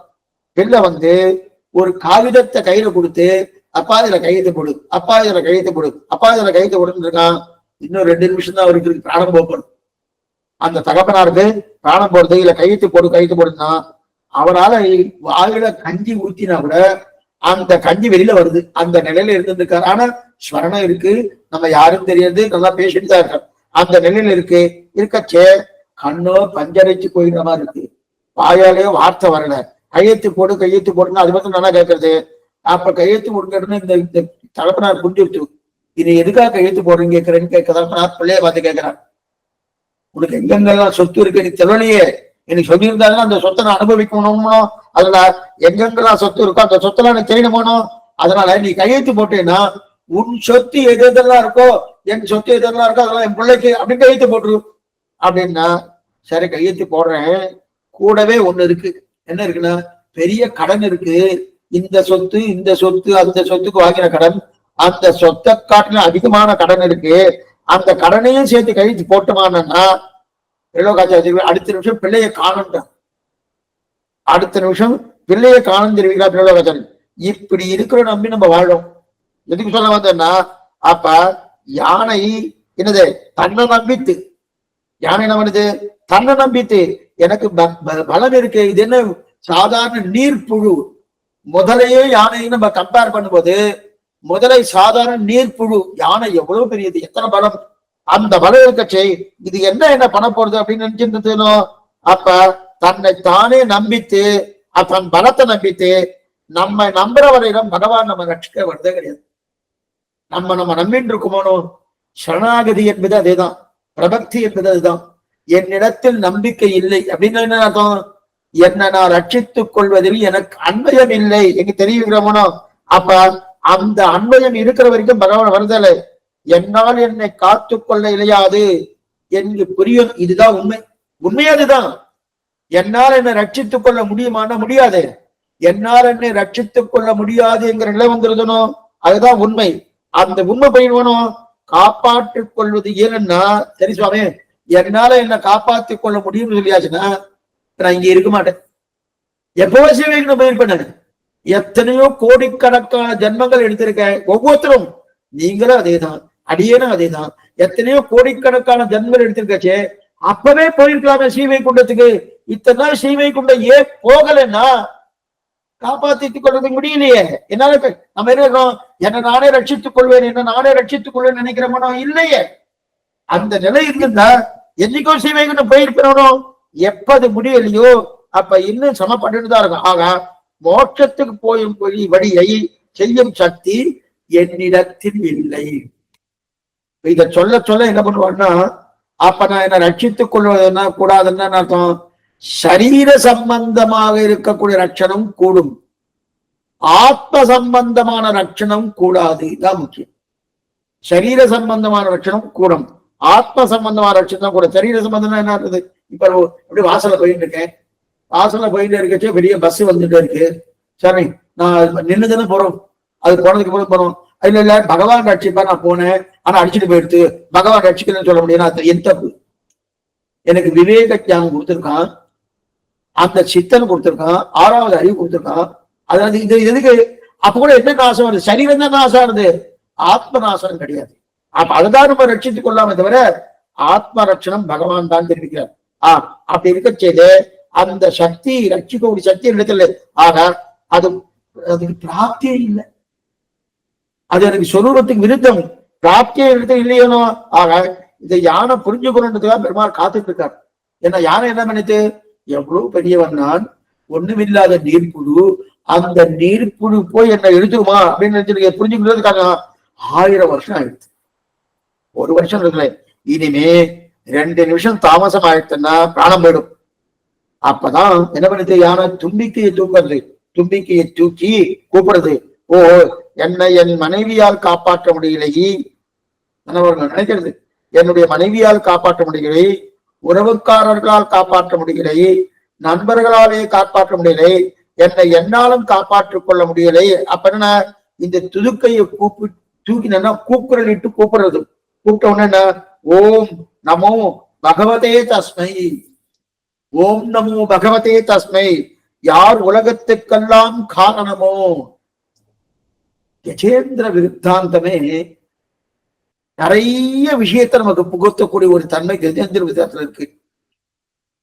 யார் பரம்பொருள் இந்த விருத்தாந்தத்திலிருந்து தெரிஞ்சுக்கலாம், யார் ரட்சகன் இந்த விருத்தாந்தத்திலிருந்து தெரிஞ்சுக்கலாம், அவனாலேயே ரட்சிக்கப்பட வேண்டும் என்பது இந்த விருத்தாந்தத்திலிருந்தே தெரிஞ்சுக்கலாம். இப்ப என்னன்னு கூப்பிடுறது பாருங்க கஜேந்திரன். யார் உலகத்துக்கெல்லாம் காரணமோ, ஒரே ரட்சகன் யாரோ, ஆதி ரட்சகன் யாரோ, பரமபுருஷன் யாரோ, வாசுதேவன் யாரோ, அனைத்து இடத்திலும் வியாபித்துக் கொண்டிருப்பவன் யாரோ, அந்த பரம்பொருளை கூப்பிடுகிறேன், அந்த பரம்பொருளை கூப்பிடுகிறேன் அப்படின்னா அர்த்தம்.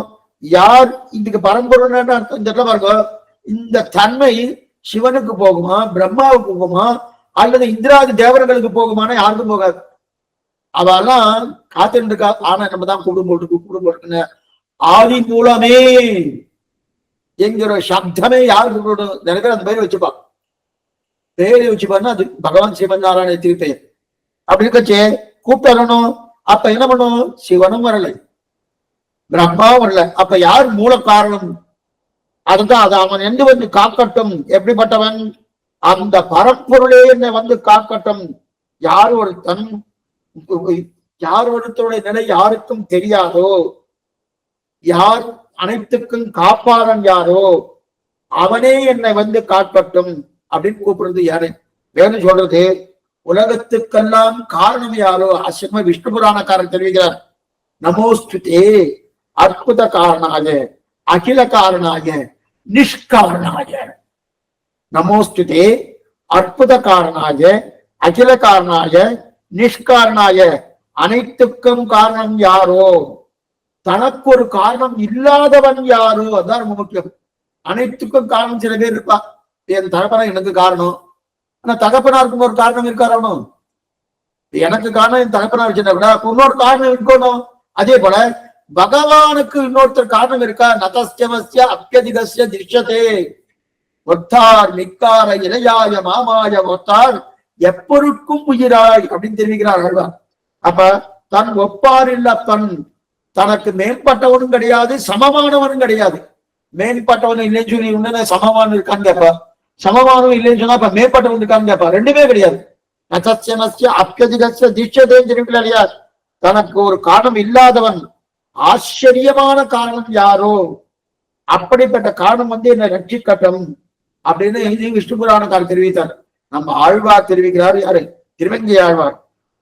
நாராயணா ஓ மணிவண்ணா நாகனையாய் வாராய் என் ஆரிடரை நீக்காய் அப்படின்னு, எனக்கு வந்த கட்டத்தை நீக்கு, வெறும் ஆபத்து வந்த போது அரியை நினைக்கணும்னு சாஸ்திரம் சொல்லுது.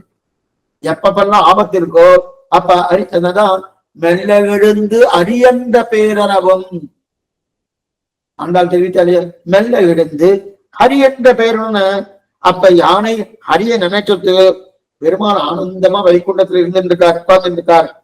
என்ன ஆனந்தம்னா, வைகுண்டேதி பரே லோகே ஸ்ரீயாசார்த்தம் ஜெகத்பதிகி ஆஸ்தே விஷ்ணு சிஞ்சாத்மா சக்தேகி பாகவதை சகா அப்படின்னு சொல்லக்கூடிய அந்த நிலை ஆனந்தமா இருந்துருக்கார். அப்படி இத்தனை பேர் ஆனந்தமா இருந்தாலும் பகவானுக்கு மனசு தடதடன்னு இருக்கான். ஏன்னா மற்றவாளுக்கு தெரியாதனும். இங்க பற்றாமரை குளத்திலே யானை சமப்பட்டு இருக்குன்னு தெரியுமான்னா தெரியாது. ஆனா இங்க பகவானுடைய மனசு மட்டும் தடதடன்னு இருக்கு. கீழே யானை எப்ப கூப்பிட போகுது, எப்ப கூப்பிட போகுது, இப்படி காத்துட்டு இருக்காரு. கூப்பிடாமையே போனா என்ன சுவாமி? இப்பதானே பார்த்தோம். கூப்பிடாம போனா ஏத்துக்க மாட்டாளே. ஒரு குழந்தைக்கு அது கேட்டு கொடுத்தாச்சன்னாதான் அதுக்கு அது ரசிக்கும். அது கேட்காம கொடுத்தா, அது கேட்கவே இல்லை என்று கொடுத்துட்டு இருக்கா, தூக்கி தூக்கி தூக்கி தூர போட்டுரும். எந்த வஸ்துவா தான், அது உயர்ந்த வஸ்துவோ தாழ்ந்த வஸ்துவோ எந்த வஸ்துவா தான் தூக்கி போட்டுரும். அது கேட்கணுமோ, அப்ப அதுல ஒரு விருப்பம் இருக்கணுமோ. பகவான் என்னை ரட்சிக்க வேண்டும், பகவானாலே நான் ரட்சிக்கப்பட வேண்டும் என்கிற எண்ணம் நம்மளுக்கு உறுதியா இருக்கணும். இருக்கட்டும், எனக்கு சக்தி இருக்கே, நானே பாத்துக்கிறேன்னா அவர் வரமாட்டார். அவருக்கு சூடு சொன்ன ரொம்ப அதிகம். பகவான் சூடு சொன்ன ரொம்ப, பிரம்மாஸ்திரத்தை போல பிரம்மாஸ்திரத்தை கட்டிட்டு கூடவே கைத்தெல்லாம் கட்டினா அது நிக்கவே நிக்காது பொடி. அப்ப நானும் ரட்சிக்கிறேன். இது சமித்தி பாதி சாவித்திரி பாதி மாதிரி கிடையாது. இந்த ஓமம் பண்றது இதுல அது ஆவணி ஓட்டம் பண்ணுவாரணும். சங்கல்பத்தை சமித்தி பாதி சாவிரி பாதின்னா ஓமம் பண்ணுவார். காயத்ரி ஜபம், காயத்ரி ஓமம் பண்ணும்போது 1000 காயத்ரி சொல்லணும். இந்த பிள்ளையாண்டானுக்கு நேரம் இல்லை, விளையாடணும்னு ஆசை. என்ன பண்ணா, வாத்தியார்ட்ட சொல்லு 1000 பண்ணிட்டேன்னா. எப்படிடா பண்ண? 1000 ஆயிருக்காது என்ன? ஒண்ணுமில்லை, ஒரு சமித்த போட்டேன், அது ஒண்ணு. சாவித்திரியாக இருக்கக்கூடிய காயத்ரி ஒண்ணு சொன்னேன், ஓம் பூர்புவத்வரா, அது ஒண்ணு. 2000 சொன்னேன். ஓ அந்த கணக்கு இல்ல, ஒரு தர்மதி காயத்ரி சொன்னா ஒரு கணக்கு தான், சமித்து போடுறது ஒரு கணக்கு வராதுன்னு. அதே போல இங்க இதுக்கு சொல்ல வந்தேன்னா, நம்ம அந்த மாதிரி நினைக்கிறோமோ. அப்ப ஏன் அவ வரணும்ன்ற ஒரு எண்ணம் அத்தியாவசியம் இருக்கணும். இப்ப என்னன்னா, அரிய நினைச்சு விட்டு இப்ப யானை ஓ என்னால முடியாது கொண்டிருக்கு, முடியா நினைச்சுட்டு பெருமாள் ஆனந்தமா இருக்க செய்து அவருக்கு ஆனந்தம் இல்லை, தடதடன்னு இருக்கு. பக்கத்துல இருக்கிறவா யோசிக்கல, இவ இருக்கா அவ இருக்கா இல்லை, இவர் எப்ப கூடுவா யானையை ரட்சிக்கணுமேன்னு சொல்லி நெஞ்ச வச்சுட்டு இருக்கார். அப்படி இருக்க செய்த இதுல சகஸ்ரநாமத்துல ஒரு சப்தம் சப்தசகா, சப்தசகா விஷ்ணு சகஸ்ரநாமம் சப்தசகான்னு இருக்குல்ல, விஷ்ணு நாமத்துல ஒரு திருநாமம் சப்தசகானா. இந்த யானையின் கூக்குரல் கேட்ட உடனே பதறினானாம் பகவான். பதறினானாம். என்னன்னா, யாருக்கு என்ன நடந்ததுன்னு தெரியல, சட்டுன்னு தன் உயர்ந்த பீடத்திலிருந்து அப்படியே குதிக்கிறார் பகவான். உயர்ந்த பீடத்தில் இருக்கணும், வைகுண்டேதி பரிலோகி ஸ்ரீயாசார்த்தம் ஜெகத்து, அந்த உயர்ந்த பீடத்தில் குதிக்கிறானா. பெருமாள் கீழே இறங்கினா விஸ்வக்ஷேன பக்கத்துல இருந்து பாதுகையை சமர்ப்பிக்கணும். அவர் பாதுகை கொடுக்கணும். பாதுகை என்னன்னா நம்ம காலில் போட்டு கொடுக்கணும், அந்த பாதுகை கொடுக்கணும். அவருக்கு கை கொடுத்து கீழே இறக்கணும். இதெல்லாம் பண்ணாதான் அவர் இறங்குவார். ஒண்ணுமில்லை, நாமே சில பேர் முதலாளிகள்லாம் இருக்கா, கார்ல தான் வருவா. போயிட்டு இருக்கச்சு காரை நிறுத்தி உடனே அந்த டிரைவர் இறங்கி வந்து திரும்பி வந்து இவர் கதவை திறந்தாதான் அவர் கீழே இறங்குவார். அவ்வளவு தூரம் சௌகுமாரில் சுகுமாரமான திருமேனி இந்த முதலாளிக்கு. எல்லாருக்கும் முதலாளி அவர். அதனால கைலாகு கொடுக்கணும் விஸ்வக்ஷேனர், அதுக்கு மேல பாதுகை கொடுக்கணும், அப்பதான் இறங்கணும் இல்லையா. ஆனா எவ்வளவு கீழே கிட்டு சட்டுன்னு குதிக்கிறார். அவர் பாதரட்சை கொண்டு சமர்ப்பிக்க வரார். அத பெருமாள் என்ன பண்ணார்னா அது மேல போய் நிக்கணுமோ, பாதரட்சை மேல ஏறி நிக்கணுமோ, அந்த மாதிரிலாம் ஒண்ணுமே பண்ணாம அந்த பாதரட்சையை அப்படியே தள்ளுறாரு. அந்த பாதரட்சையை அப்படின்னு கூப்பிட்டு, எது கூப்பிட்டது? கஜேந்திர ஆழ்வான் கூப்பிட்டாரு. கூப்பிட்டு சரி, இத்தனை நாள் அவன் கூப்பிடலன்றதுக்கு அப்ப இத்தனை தூரம் துறை இல்லையா, நான் காப்பாத்தணும், காப்பாத்திதான் என்கிற எண்ணம் பகவானுக்கு எப்பயுமே உண்டு. ஆனா நான் கிட்டத போனா என்ன வேண்டான்னு தள்ளிடுவானே, தள்ளி இருக்கானே, ஏன்னா என்னை நானே ரட்சித்துக் கொள்கிறேன் என்கிற எண்ணம் போனாதான் பகவான் வருவான். அது போகாத வரைக்கும் பகவான் வருது. ஏன்னா அவருக்கு என்னன்னா கிட்ட போய் இனிமே அவருக்கு இப்ப பேரு ரட்சிக்கு வரமாட்டாரு. அதனாலேயே அவர் என்ன பண்றாரு, அவர் கூப்பிட்டோம் சரணாகதி அந்த தாத்பரியத்தான் கூப்பிட்டேன்றார். இப்ப அவர் கொடுக்க அவர் வேண்டான்ட்டார். சரி, அது மட்டும் இல்ல, இவர் அங்கிருந்து கிளம்பணும்னாலே சீவைக்கும் கிளம்பினாலே விராட்டிமார்கள் நாச்சிமார்கள் அலங்காரம் பண்ணுவார். அலங்காரம் பண்ணணும், பெருமாளுக்கு அலங்காரம் பண்ணணும். நாம ஒண்ணு இல்லை, நாமே கிளம்பணும் எங்கேயா போனோம்னா உடனே அலங்காரம் பண்ணிக்கிறோமோ, அது மாதிரி அலங்காரம் பண்ணணும். கருடனுக்கு புறப்பாடு அலங்காரம் பண்ணணும், அது வேற உண்டு. கருடனுக்கு புறப்பாடு தயாரா இருக்கிறாங்க பார்த்தா அதை அலங்காரம் பண்ணணும். அதுக்கு மேல ஒரு புறப்பாடுன்னா என்ன இருக்கும், வாத்திய கோஷம் இருக்கணும், வேத கோஷம் இருக்கணும், முன்னாடி யானை போகணும், குதிரை போகணும், ஒட்டகம் போகணும், மயிலாட்டம் போகணும், மேல்கட்டி விதானம் இதெல்லாம் போகணும். அதுக்கு மேல கலசப்பானை இந்த கலசம் அதெல்லாம் போகணும். இதெல்லாம் அந்த பூர்ண கொம்பெல்லாம் எடுத்துட்டு புறப்பாடாகணும். ஒண்ணுமே இல்லை. இந்த தேசத்து பிரதான மந்திரி அவர் வராருன்னு இந்த இடத்துக்கு வராருன்னா 15 நாளுக்கு முன்னாடி அங்கிருந்து நிறைய பேர் வந்துருவா. வந்து இங்க சரியா இருக்கா, இது சரியா இருக்கா, இது சரியா இருக்கா, யாராவது தீவிரவாதிகள் இருக்காளா, யாராவது திருடர்கள் இருக்காளா, இந்த பிரதான மந்திரி பிடிக்கிறவா யாரா இருக்காளா, அதெல்லாம் பார்த்துட்டு அவர் கிளம்புறதுக்கு முன்னாடி ஒரு 4 வண்டி கிளம்பின பின்னாடி பின்னாடி 4 வண்டி குறைச்சா சொல்லிட்டு இருக்கேன். இன்னொரு 4 வண்டி அவர் கிளம்புறதுனால 10 நாளுக்கு முன்னாடி அதுக்கு முன்னாடி ஏற்பாடு ஒண்ணுமே இல்லை. இந்த பிரதான மந்திரி 5 வருஷமா 10 வருஷமா சரியா தெரியாது. அவருக்கே இப்படின்னா லோகத்துக்கே சர்வேஸ்வரன். அப்ப அவர் சர்வேஸ்வரன் இருக்குச்சு. இவரு கிளம்புறனாலே ஊரெல்லாம் அல்லோல பட்டு இருக்கு. அப்ப சர்வேஸ்வரன் கிளம்புறன்னா அப்படிப்பட்டவன் லோகத்துக்கு அதிபதியா இருக்கிற. அதனால இதுதான் ஸ்ரீவைகுண்டத்துல புறப்பாடு வழக்கம். யானை ஏற்றம், குதிரை ஏற்றம், அது வாத்திய கோஷம், வேத கோஷம், அலங்காரம் பண்றது, கருட அலங்காரம், இதெல்லாம் பழக்கமானோம். அன்னைக்கு அந்த மாதிரி எதுவுமே நடக்கல. இவர் அங்கிருந்து கிளம்புறாரு, எதுவுமே நடக்கல. கருடனுக்கு புறப்பாடு இருக்கும் கூட தெரியாது. கருடாழ்வானுக்கு புறப்பாடு இருக்கும் கூட தெரியாது. தெரியாம என்ன பண்ண, கருடன் பெருமாள் கீழே இறங்கிட்டார், மேல இருந்து குதிக்கிறார், உடனே கிளம்புறார். புறப்பாடு தெரியாது. திடீர்னு அவர்கிட்ட சொல்லணும் வேணும். ஏன்னா புறப்பாடுன்னு டிரைவர்கிட்ட சொன்னா கார் ரெடி பண்ணுவார். டிரைவரே ரெடி சொல்லாம போலாம் அப்படின்னா எப்படி போறது? அதே போல சொல்லவே இல்லை. பெருமாள் என்ன பண்ணார், நேரா வந்து குதித்தார். குதித்த உடனே இன்ஸ்ட்ரக்ஷனை கை கொடுக்கணுமோனோ, கைலாகு கொடுக்கணுமோ, அதுவும் இல்லை. அந்த கைலாகு கொடுக்க வந்தது கூட காலால் எட்டு குதிக்கிறார், எட்டு வச்சார். பாதரட்சை கொண்டு போய் அப்படியே தள்ளிட்டார். என்ன நடக்கிறதுன்னே தெரியலையே. ஏன் பெருமாளுக்கு இவ்வளவு கோபமா இருக்கார், இவ்வளவு பதட்டத்தோடு இருக்கார், என்ன நடக்கிறதுன்னு தெரியலையேன்னு பக்கத்துல இருக்க நாச்சிமான கெட்டக வந்தா. கெட்டக வரைச்சு தன்னுடைய முழங்கையாலே இப்படி 2 பேரையும் அப்படி தள்ளுறார். பக்கத்துல நாச்சிமார் கிட்ட வராலும் அந்த முழங்கையால தெரியாது. ஒருத்தருக்கும் புரியல. விஸ்வக்ஷேனருக்கு தன்னுடைய கைலாக கொடுக்கிறார், மேற்கொண்டு பாதரட்சை கொண்டு கொடுக்கிறார், எதையும் ஏற்றுக்கிறார். அதே போல அங்க இருக்கக்கூடிய நாச்சிமார்கள் வந்தா அவ கிட்டக்க வந்து என்ன ஆகுது எதா இருந்தீங்கன்னா அவளும் தன்னுடைய முழங்கை முட்டியால தள்ளுறார். ஒண்ணுமே புரியல. கருட பகவானுக்கு நேரா கருடன் கருடனுக்கு மேல போய் உட்கார்ந்துட்டார். மேல உட்கார்ந்துட்டு போப்போ அப்படின்றார். மேல உட்கார்ந்துட்டு போப்போ போப்போ அப்படின்றார். நாமே ஒரு ஆட்டோல ஏறி உட்கார்ந்துட்டோம். ஆட்டோ போப்போ போப்போ சொன்னேன். எங்க போகணும்னு தெரியும் அவனுக்கு. போற இடம் சொன்னாதானே அவன் இந்த இடத்துக்கு போவான். போற இடம் தெரியாம போப்போ போப்போன்னு சொன்னா இப்ப கருடனுக்கு எங்க போறதுன்னு தெரியல. எங்க போறது, எங்க போகணும், எங்க போகணும் தெரியல அப்படின்னு கேட்ட, நேரா குளக்கரைக்கு போ, நேரா குளக்கரைக்கு போ அப்படின்னு பெருமாள் சொல்ல, கருடன் வேகமா பறக்கிறார். அவருடைய வேகம் எவ்வளவு தெரியுமா? வாயு வேகம் மனோவேகம்னு சொல்றது. கருட பகவானுடைய வேகம் வாயு வேகம் மனோவேகம் சொல்லப்படுகிறது. அத்தனை வேகத்தோடு போயிட்டு இருக்கார். ஆனா அவர் வேகம் போதவில்லையாம் பகவானுக்கு. அவர் வேகம் போகல. அத்தனை ஏன்னா அவர் என்ன பண்றாதான் போ வேகம். மாட்டு வண்டி ஓட்டுறா பாருங்க. மாட்டு வண்டி ஓட்டுறான்னா அவ என்ன பண்ணுவான்னா அப்படியே குத்துவா. வேகமா போனோம்னா காலால குத்துவா, அதே மாதிரி குச்சியால குத்துவா, காலால எப்படி இதை அட்டுவா, இதெல்லாம் பண்றோம். இந்த மாட்டு வண்டி ஓட்டுறா போல கருடன் ஓட்டுறார். மாட்டு வண்டி ஓட்டுறா போல கருடனை ஓட்டுறார். பார்த்தாரு, என்ன இவருக்கு இப்படியே இருந்துருக்கு.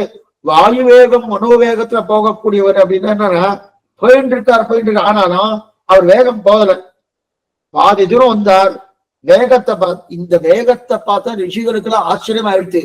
ஓ, பகவான் சீவை கூட்டு வந்துட்டு இருக்காரு. இவ்வளவு வேகமா, இவ்வளவு வேகமா. இந்த வேகமா போறத பார்த்தாலே என்ன ஆனந்தமா இருக்கு, என்ன ஆச்சரியமா இருக்கு. இப்படிப்பட்ட சேவையை நம்ம சேவிச்சதே கிடையாதுன்னு ரிஷிகள்லாம் சேவிச்சுட்டு இருக்கா. என்னலாம் சடையனானும் பிரம்மனும் உன்னை காண்பான், என்னலா ஊழி ஊழி தவம் செய்தார் வெளியே நிற்பர், விட்டுலார் வியப்ப வந்து ஆணை கண் அருளை இந்த கண்ணரா உன்னை என்னோ கலைகனா காணுமாறு திருமாலை பாசனம்.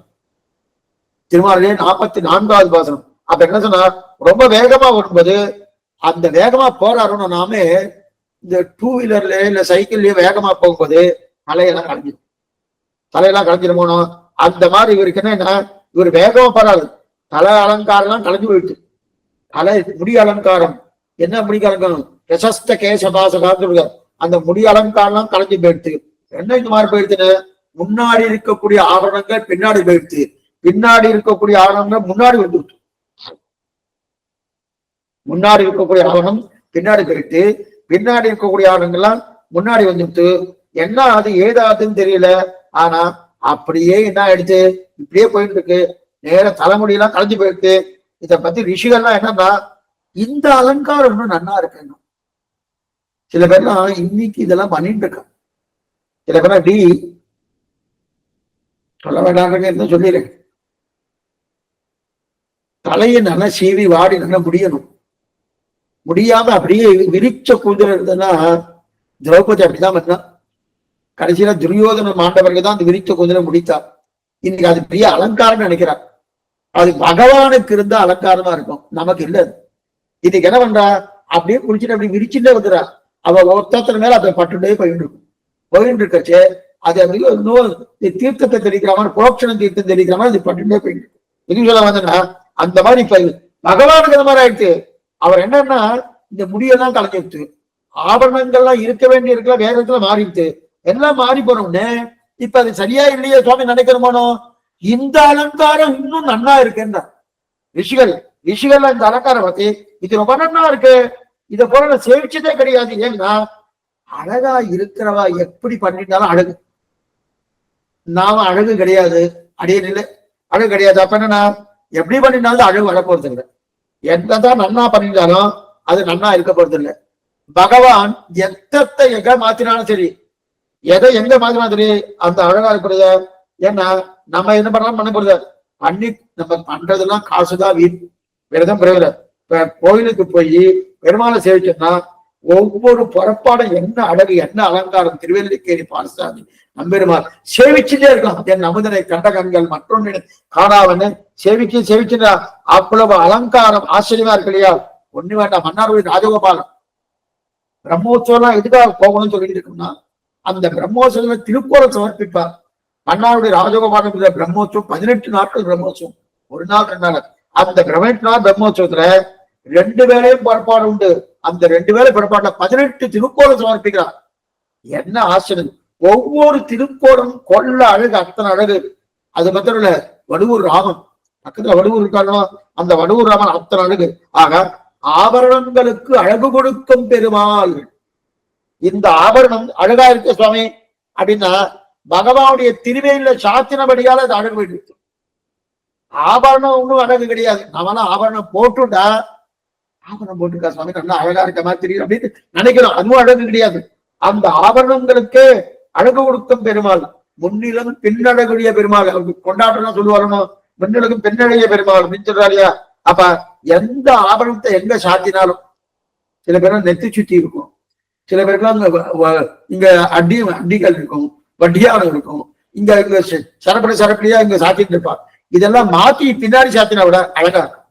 அழகன் அலங்காரன் கொண்டு வருமேனி மரகதத்தில் நல் வேதியர் வாங்குது என்னையும் நோக்கு என் நல்களும் நோக்கி ஏந்திலும் கொங்கையும் நோக்குகிற அன்னையும் நோக்க நன்றி கண்டேன். அச்சோ ஒருவர் அழகியவா, அழகன் அலங்காரன் என்று சொல்லி அச்சோ அச்சோன்னா என்ன அழகி, அச்சோன்னு ஒரு சப்தமே கிடையாது. இதுதான் திருவெங்கையாளர் தெரிவிக்கிறார்.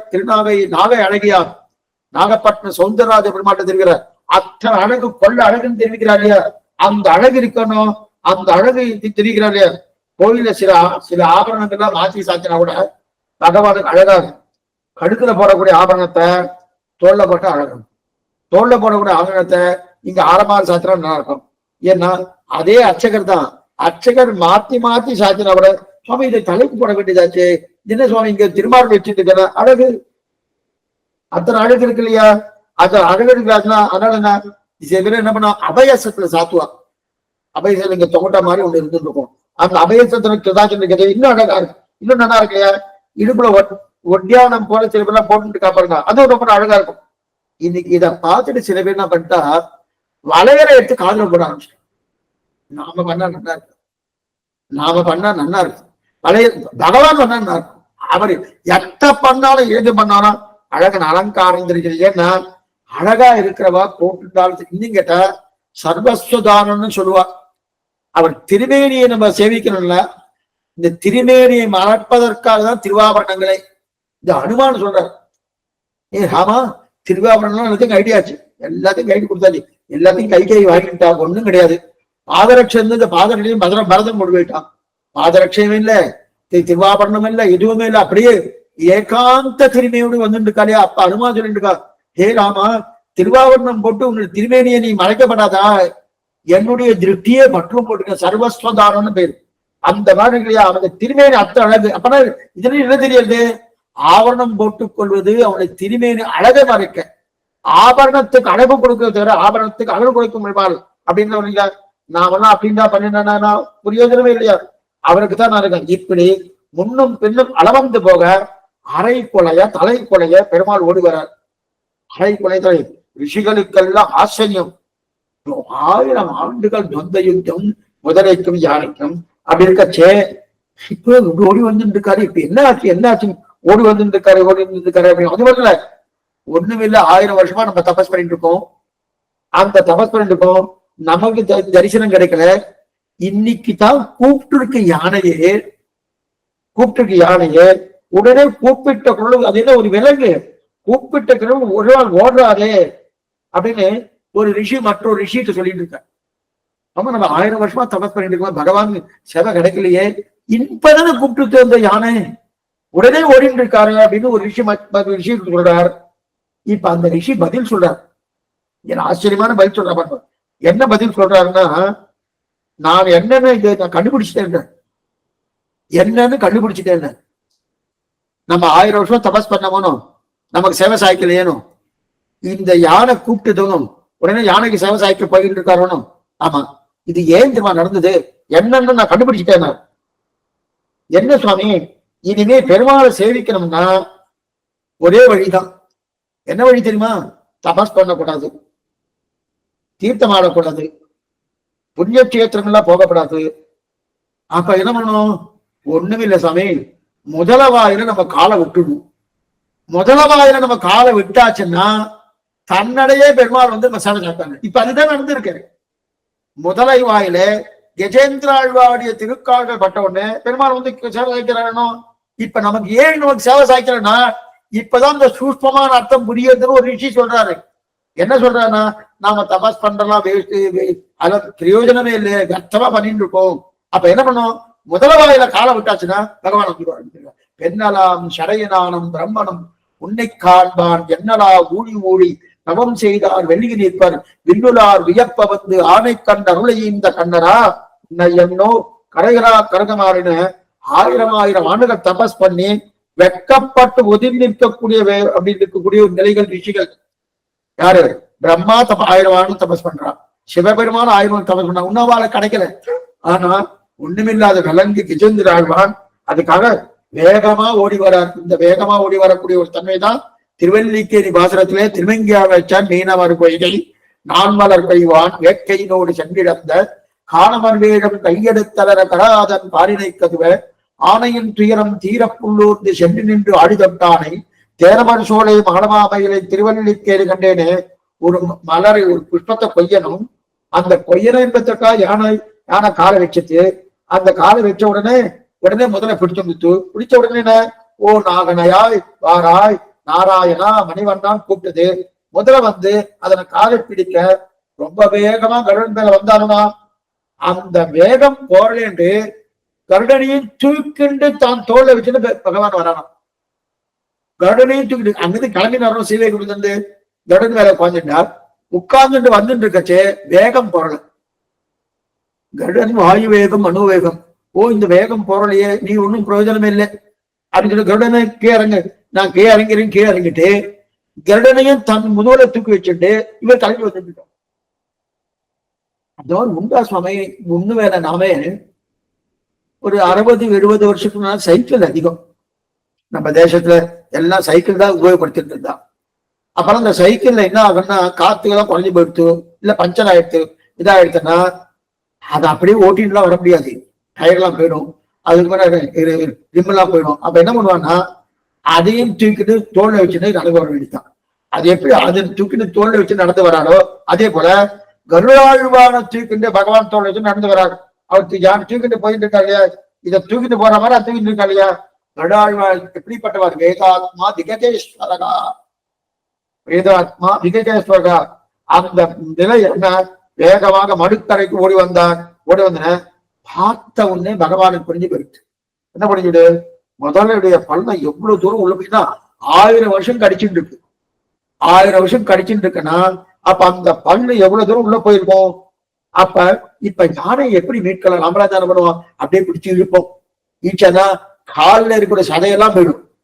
அந்த அளவுக்கு பகவான் அப்படி பண்ணல. என்ன பண்ண, எப்படி இழுக்கலாம், எப்படி சென்று நின்று ஆழி தொட்டானை யோசித்து கையில சக்கராயத்தை நினைச்ச உடனே வந்துட்டு கருதுமிடம் பொருது புனல் கை நின்ற சக்கரத்தன், அந்த சக்கராதான் கையில வந்துட்டு சக்கராயத்தை பிரயோகிக்கிறார்.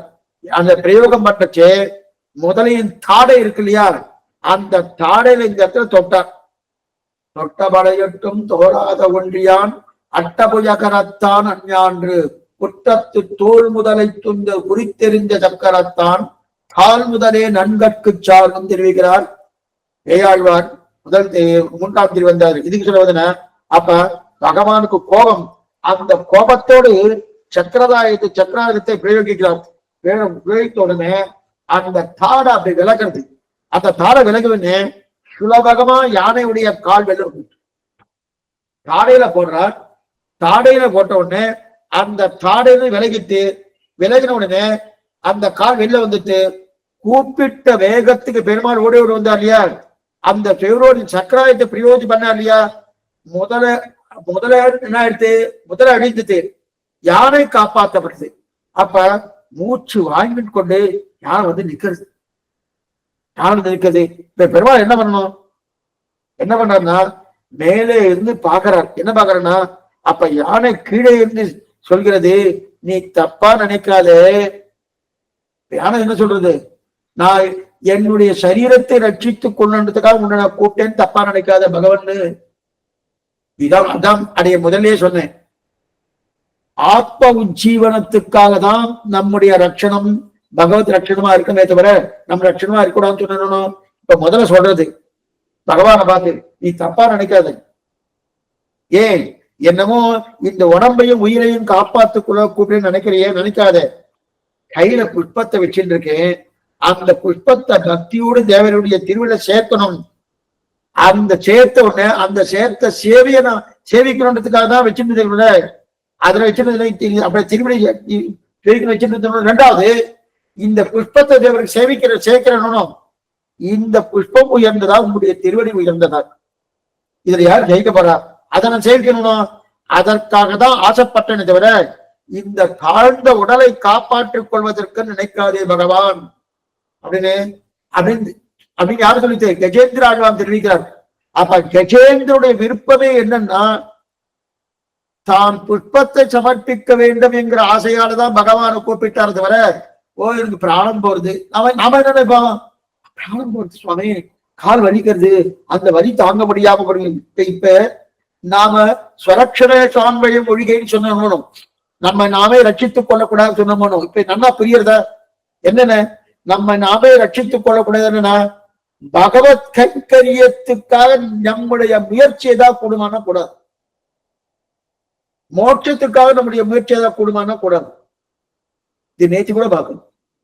அப்ப என்ன சொல்லணும்னா, அவனாலேயே ரட்சிக்கப்பட வேண்டும், அவனாலேயே காப்பாற்றப்பட வேண்டும்.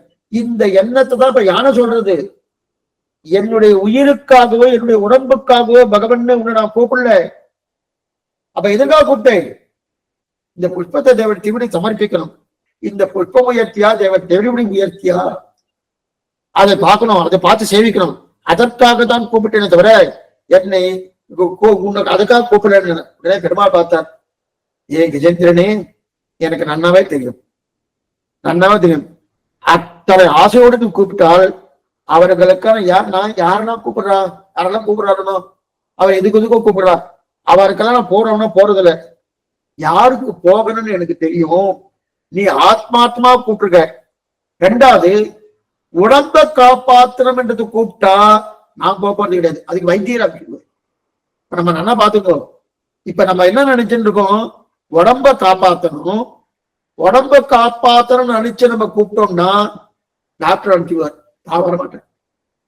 ஆத்ம உஜ்ஜீவனத்துக்காக கூப்பிட்டோம்னா தானே வருவார்.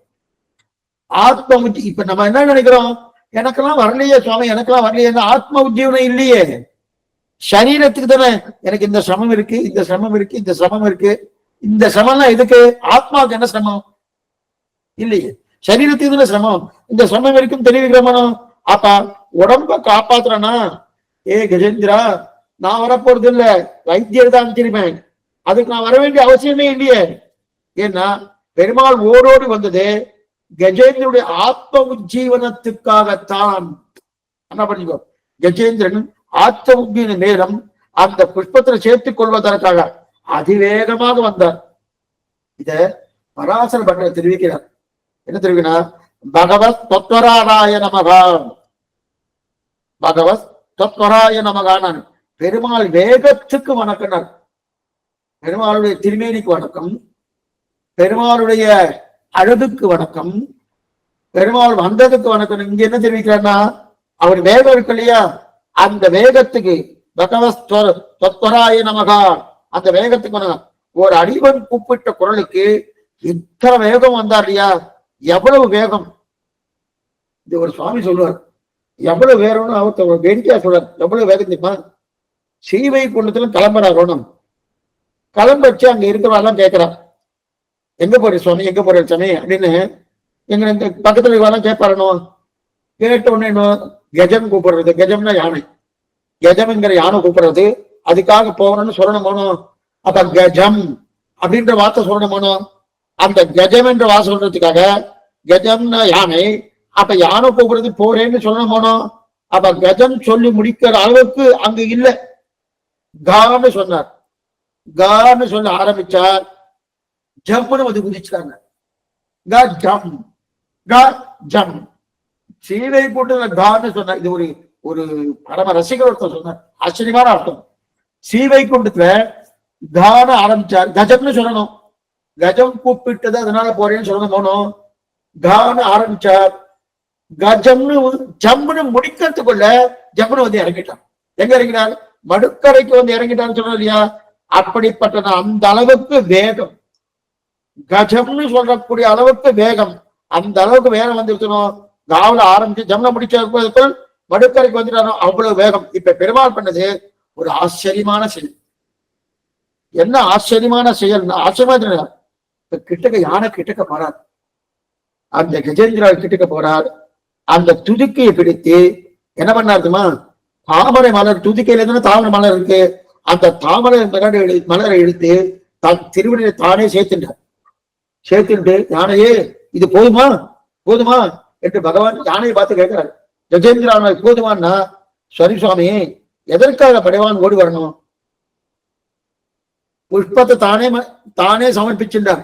அந்த கஜேந்திர ஆழ்வான் கூட சமர்ப்பிக்கல, தானே சமர்ப்பிச்சிட்டார். இப்ப நமக்கு ஒரு சந்தேகம், அங்கிருந்தே ரட்சித்திருக்கலாமே சுவாமி. சீவை கூட்டத்திலிருந்து சங்கல்பம் பண்ணா இதை புரிஞ்சுக்குங்க. சீவை கூட்டத்தை முதலையே நீ நாசமாக கடவது, யானை ரட்சிக்கப்பட வேண்டியது அப்படின்னு சங்கல்பம் பண்ணா ரட்சிக்கப்படுமா வராதா? நிச்சயம் ரட்சிக்கப்படும். அப்ப அங்கிருந்து பண்ணிருக்கலாமே. என்னவோ அங்கிருந்து குதிக்கிறாரு, சேனமதிலியார் கொடுத்தாத வாங்காம அது தள்ளுறார். பிராட்டி பக்கத்துல வந்தா தன்னுடைய கை முட்டியாலே அப்படி தள்ளி விடுறார். அங்கிருந்து கருடாழ்வான் மேல ஏறி உட்கார்ந்துட்டு போப்போன்னு விரட்டுறார், மாட்டு வண்டி ஓட்டுறா போல. அதற்கு வேண்டாம் அவருடைய வேகம் போடணும், அந்த கருடனையும் தூக்கித்தான் தோல்ல வச்சுட்டு கிளம்பி ஓடி வரார். அது இத்தனை பதட்டெல்லாம் எதுக்கு சுவாமி? அங்கிருந்தே இப்ப நாம ஒண்ணு வேண்டாம். இப்பெல்லாம் நம்ம எங்க போனோம்னாலும் உடனே கையில அந்த மொபைல் வச்சுட்டு இருக்கணும், அதுல இருந்து அவருக்கு தகவல் தெரிவிக்கிறோமோ. இதே ஒரு 100 வருஷத்துல தகவல் தெரிவிக்கணும்னா எப்படி தெரிவிப்பா? 200 வருஷத்துல வச்சுப்போம். தகவல் தெரிவிக்கணும் அப்படி இப்படி தகவல் சுவாமி யாராவது அனுப்பணும் சுவாமி, பொய் தான் சொல்லணும், இல்லைன்னா எப்படி பண்றது? அப்ப பொய் சொல்லணும். அந்த மாதிரி இப்ப வந்துட்டு இப்ப பொய் சொல்ல வேண்டிய அவசியம், போய் அவாட்டுக்கு அந்த விஷயம் சொல்ல வேண்டிய அவசியமே இல்லை. இப்ப உடனே சுவாமி மொபைல்ல போன் பண்ணி விஷயத்த சொல்லிடுங்க அப்படின்னு சொல்றாங்க. அதே போல அவருக்கு சங்கல்பம் பண்ணாலே அந்த முதல்ல போயிடுமோனோ. எதுக்காக வந்தார்? அப்ப யானை இதுக்காக வந்தார். இருக்கிற இடத்துல இருந்து சக்கராயுதத்தை பிரயோகப்படுத்தி இருந்தார், முதல்ல போயிருக்குமே, அதுவும் பண்ணலாமே.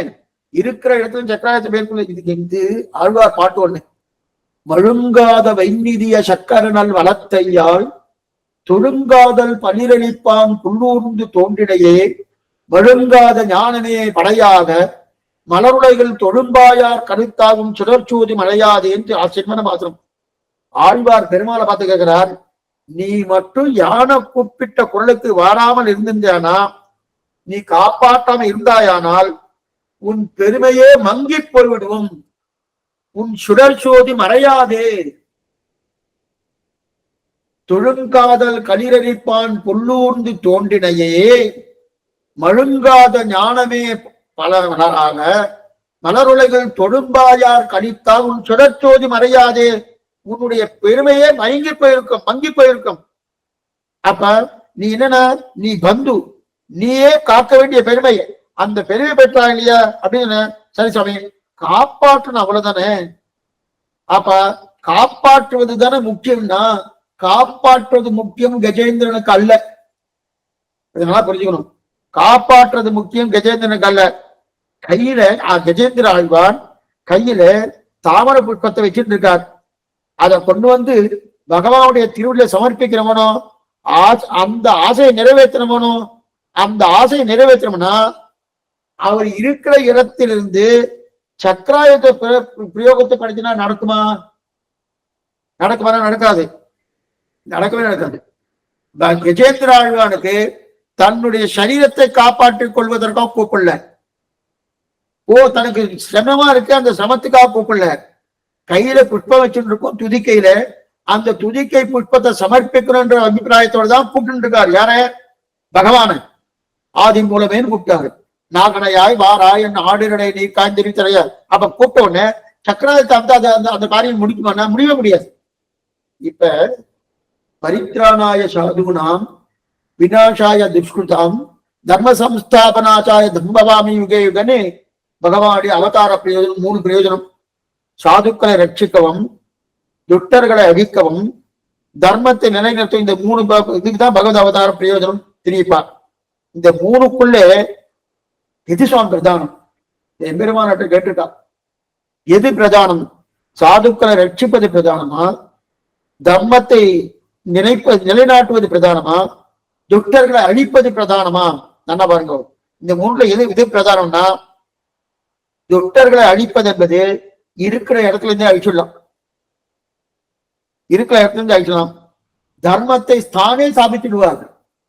கிருஷ்ணம் தர்மம் தனாதனம் ராமோ விக்கிரகவான் தர்மகா. தானே ஸ்தாபிச்சுப்பார். தர்மத்தை ஸ்தாபிக்கணும்னு சமமே கிடையாது, தானே ஸ்தாபிப்பார். துஷ்டர்களை அழிப்பது இருக்கிற இடத்துல இருந்தே சக்கராயுதத்தை தொட்டாலே துஷ்ட அழிப்படுறான். ஆனா சாதுக்களை ரட்சிப்பதுன்னா என்னன்னா, தரிசனம் கொடுத்தா தான் ரட்சிக்கப்படும். நம்ம என்ன சாதுக்கள் ஸ்ரீ வைஷ்ணவா, அந்த ஸ்ரீ வைஷ்ணவால ரட்சிப்பது என்பது என்னன்னா, அவளுக்கு சேவை சாய்ச்சா தான். அவளுக்கு சேவை சாய்க்கணும்னா என்ன, தாவந்தா தானே இல்லைன்னா என்ன சுவாமி அங்கிருந்து சேவை சாய்க்க முடியாது. அவளுக்கு கிட்டக்க வந்து அவளுக்கு சேவை சாய்ச்சா தான் அவளை ரட்சித்தான்னு அர்த்தம். ஸ்ரீ வைஷ்ணவர்களை ரட்சிப்பதுன்னா என்ன அர்த்தம்? இப்ப பகவான அடிக்கடி பாசனம் பாடுறாருனோ, சம்ஸ்லேஷம் விஸ்லேஷம் பிரிவு சேர்க்கை என்று பண்ணுவோம். சேர்க்கைன்னா பகவான் பிரிஞ்சுட்டாலே இவருக்கு தரிக்க மாட்டல, இவாள தரிக்க முடியல. அப்ப என்னன்னா, அப்ப சேர்க்கணும்னா பகவான் சேவை சாய்க்கணும். சேவை சாய்ச்சா தான் இவர் இருக்கிற மாதிரியே இருக்கார். இல்லைன்னா இவர் இருக்கிற மாதிரியே இல்லை. அந்த நிலை என்னதுக்கு அப்ப துட்ட நிரசனம் பிரதானம் அல்ல, தர்மத்தை ஸ்தாபிப்பது பிரதானம் அல்ல, சாது ரட்சணம் பிரதானம். அந்த சாதற்காக தான் பெருமாள் ஓடி வந்தார். யானையின் காலை பார்த்தா இப்ப இன்னொரு விஷயம் தொடங்கும், ஆச்சரியமா தெரிவிக்கிறார். அப்ப பகவான் வந்தது எதனால வந்தார்? சாதுக்களை ரட்சிக்கணும்னா நேர சாய்ச்சுதான் சாதுக்களை ரட்சித்தான் அர்த்தம். அதுக்காக வந்தார். இப்ப அடுத்த ஆச்சரியமான இன்னொரு செயல் என்ன தெரியுமா? அந்த காலை பாக்குறார், யானுடைய காலை பாக்குறார், ரணமா இருக்கு, கொதிரி வச்சிருக்கு, ரணமா இருக்கு. என்ன இத பார்த்த ஆகாச ரிஷிகள்லாம் ஆச்சரியப்படுறான். நேரே ஸ்ரீவைகுண்டம் இருக்கக்கூடிய தேவிமார்களெல்லாம் ஆச்சரியப்பட்டு இருக்கா. ஒரு பெரிய காரியம் ஒண்ணு பண்றார் பகவான். இந்த இடத்துல என்ன பண்ணார்னா, யாரும் நம்ப முடியாத ஒரு செயலை பெருமாள் பண்றார். என்ன பண்றாருன்னா, யானைக்கு பக்கத்துல போனார், போய் ரணமா கொதறி விட்டு இருக்கணும். 1000 வருஷங்களா அப்படியே அதை அப்படியே பிடிச்சிட்டு இருக்கணும், அந்த கொதறி விட்டு இருக்கணும் அந்த யானை கால்.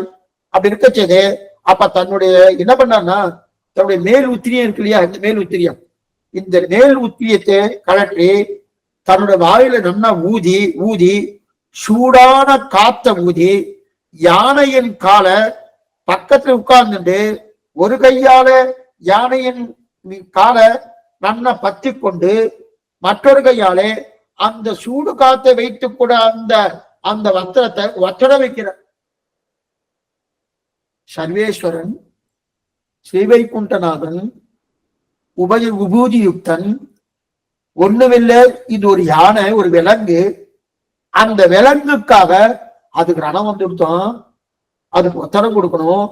தன்னுடைய உத்திரியத்தை எடுத்து நன்னா ஊதி ஒரு கையால அந்த யானையுடைய காலை பிடித்து கொண்டு இன்னொரு கையாலே தன்னுடைய உத்திரியத்தை ஊதி ஊதி நேரா அந்த யானையுடைய காலில் வைக்கிறார் இல்லையா, வச்சுட்டு இருக்காரு. இதுக்கு சூடகாத்த ஒத்தடம் கொடுக்குறா இல்லையா. ரிஷி எல்லாம் பாக்குறா, இப்படி கூட பண்ணலாமா? ஆச்சரியமா பாக்குறாரு, ஆச்சரியமா பாக்குறா ரிஷி எல்லாம். பிராட்டி பாக்குறா சீவை விழுந்து, இப்படியும் உண்டா, இப்படியும் உண்டா, இப்படியும் உண்டா, இப்படி நடக்குமா? இத சொல்லி இந்த ரிஷி அத்தியாயத்தை முடிச்சிட்டார். இந்த விருத்தத்தை சொல்லி ரிஷி அத்தியாயத்தை முடிச்சிட்டாரு. ஆனா இது நடக்குமான்னா யானை பண்ணிட பாக்கியம். யானை இந்த மாதிரி ஆழ்வாருக்கு நடந்திருக்கு. இந்த மாதிரி ஆழ்வார்கள் ஆட்கொள் வானத்து என் உயிருண்ட மாயனால் கோட்குறைப்பட்டது என் ஆரியூர் கொண்டேன். இதனுடைய தேவை அவகாசம் கிடைக்கிறது சொல்றேன். இது சொல்ல பார்த்தோம்னா, இது யானை பண்ண பாக்கியம். பெருமாள் திருவடியை தொடர்றதுக்கே நமக்கு அதிகாரம் கிடையாது. திருவடியை தொட முடியுமா? திருவடி எங்க இருக்கோ அந்த திருவடியை தொட முடியுமா? தொடர்றதுக்கு நமக்கு அதிகாரம் இல்லை. ஆனா ஒண்ணுமில்லாத ஒரு விலங்கு காலை பிடிச்சுட்டு பெருமாள் ஒத்தனம் கொடுக்குறாருன்னு சொன்னா, பக்தன்னு சொன்னா எதையும் மறப்பன் பகவான். அதான் பக்தன்னு சொல்லியாச்சுன்னா எத்தையும் மறக்கிறான் பகவான். அவன் பக்தனா என்ன வேணா பண்றேன், ஏது வேணா பண்றேன். அப்ப இவர் சர்வேஸ்வரன் தன்மையே இருக்காது, ஒண்ணும் கிடையாது. அவன் பக்தன் பக்தன் பக்தன், அதை மட்டும் பாக்குறான் இல்லையா. ஆக தான் ஆண்டான் என்பதை மறக்கிறான் பகவான், அவன் அடிமை என்பதை மறக்கிறான். இது ஆழ்வார் விஷயத்துல பண்ணார். தான் ஆண்டானோ, தான் தான் முழுமுதற் கடவுள், தான் தான் காரண வஸ்து, தான் தான் ரட்சிக்கப்படுபவன் அப்படி இருக்க செய்த அதெல்லாம் மறந்து ஓ இத்தனை தூரம் இந்த காலது மரம் ஆயிடுத்து தான் ஆண்டாண்டது மறக்கிறான். இவர் அடிமை ஆயிடுத்த சுவாமி, அடிமை என்பது மறக்கிறான் அப்படின்னு சொன்னா என்ன தெரியுது? கஜேந்திர விருத்தாந்தத்தில் யார் கூப்பிட்டாலும் பகவான் ஓடி வருவாங்க நல்லா தெளிவா தெரியறது பாருங்க. ஒண்ணுமில்ல ஒரு விலங்கு கூப்பிட்டு பகவான் ஓடி வந்தாருன்னா, அதே போல அசுரன் பிரகலாதன் கூட்டி ஓடி வந்தாரோ, யானை கூப்பிட்டாலும் ஓடி வருவான். சரி சுவாமி நான் கூப்பிடவே இல்லையே சுவாமின்னா, கூப்பிட்டா வராம இருக்க மாட்டார், கட்டாயம் வருவார். நாம கூப்பிட்டா வருவார், நிச்சயம் வருவார். உண்மையான அன்போடு உண்மையான காதலோடு நாம ஆதரவோடு கூப்பிட்டோம்னால் கட்டாயம் வருவார், கண்டிப்பா வருவார். ஏன்னா பகவான் தான் மொத்தத்தையும் ஆதாரமாக கொண்டவன், காக்கும் இயல்வீரன் கண்ணபெருமான் தெரிவிக்கிறார். இதெல்லாம் காக்கக்கூடிய பகவான் எல்லாருக்கும் ஆதாரமாக வந்தா இருக்கான். அப்படி பேசிட்டு நீங்க கேட்டு இருக்கேன்னா பகவான் என்ன அவர் தான் ஆதாரம், அவர் தான் சொல்லிட்டு இருக்காரு இல்லையா? அப்ப சர்வ வியாபகனா இருக்கான், நியந்தவா இருக்கான், ஜகத்துக்கு காரணமா இருக்கான். நம் கண்ணி வைக்கும் இடத்தில் கூட பெருமாள் வியாபித்து இருக்கான், எங்கும் வியாபித்திருக்க இருக்கா இல்லையா?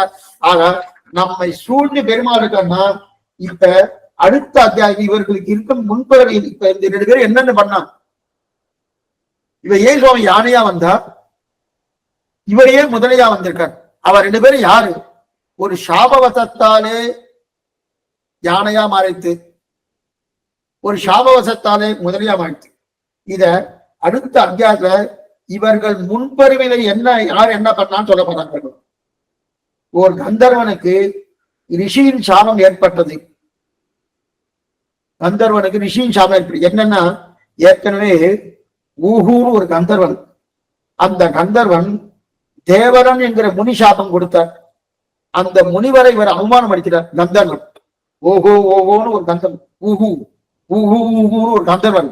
அந்த ஊஹூ ஊஹூ என்ற கந்தர்வன் தேவரன் என்கிற ஒரு முனிவரை அவமானப்படுத்தினார். அந்த அவமானப்படுத்தினபடியாலே அந்த முனிவர் என்ன பண்ணார்? நீ முதலையாக பிறப்பாயின்னு சாபத்தை கொடுத்துட்டார்.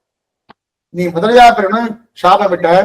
அந்த குளத்திலே முதலையாக பிறந்தது அந்த ஊஹூ என்கிற கந்தர்வன் தான் முதலையா பிறந்தாங்க.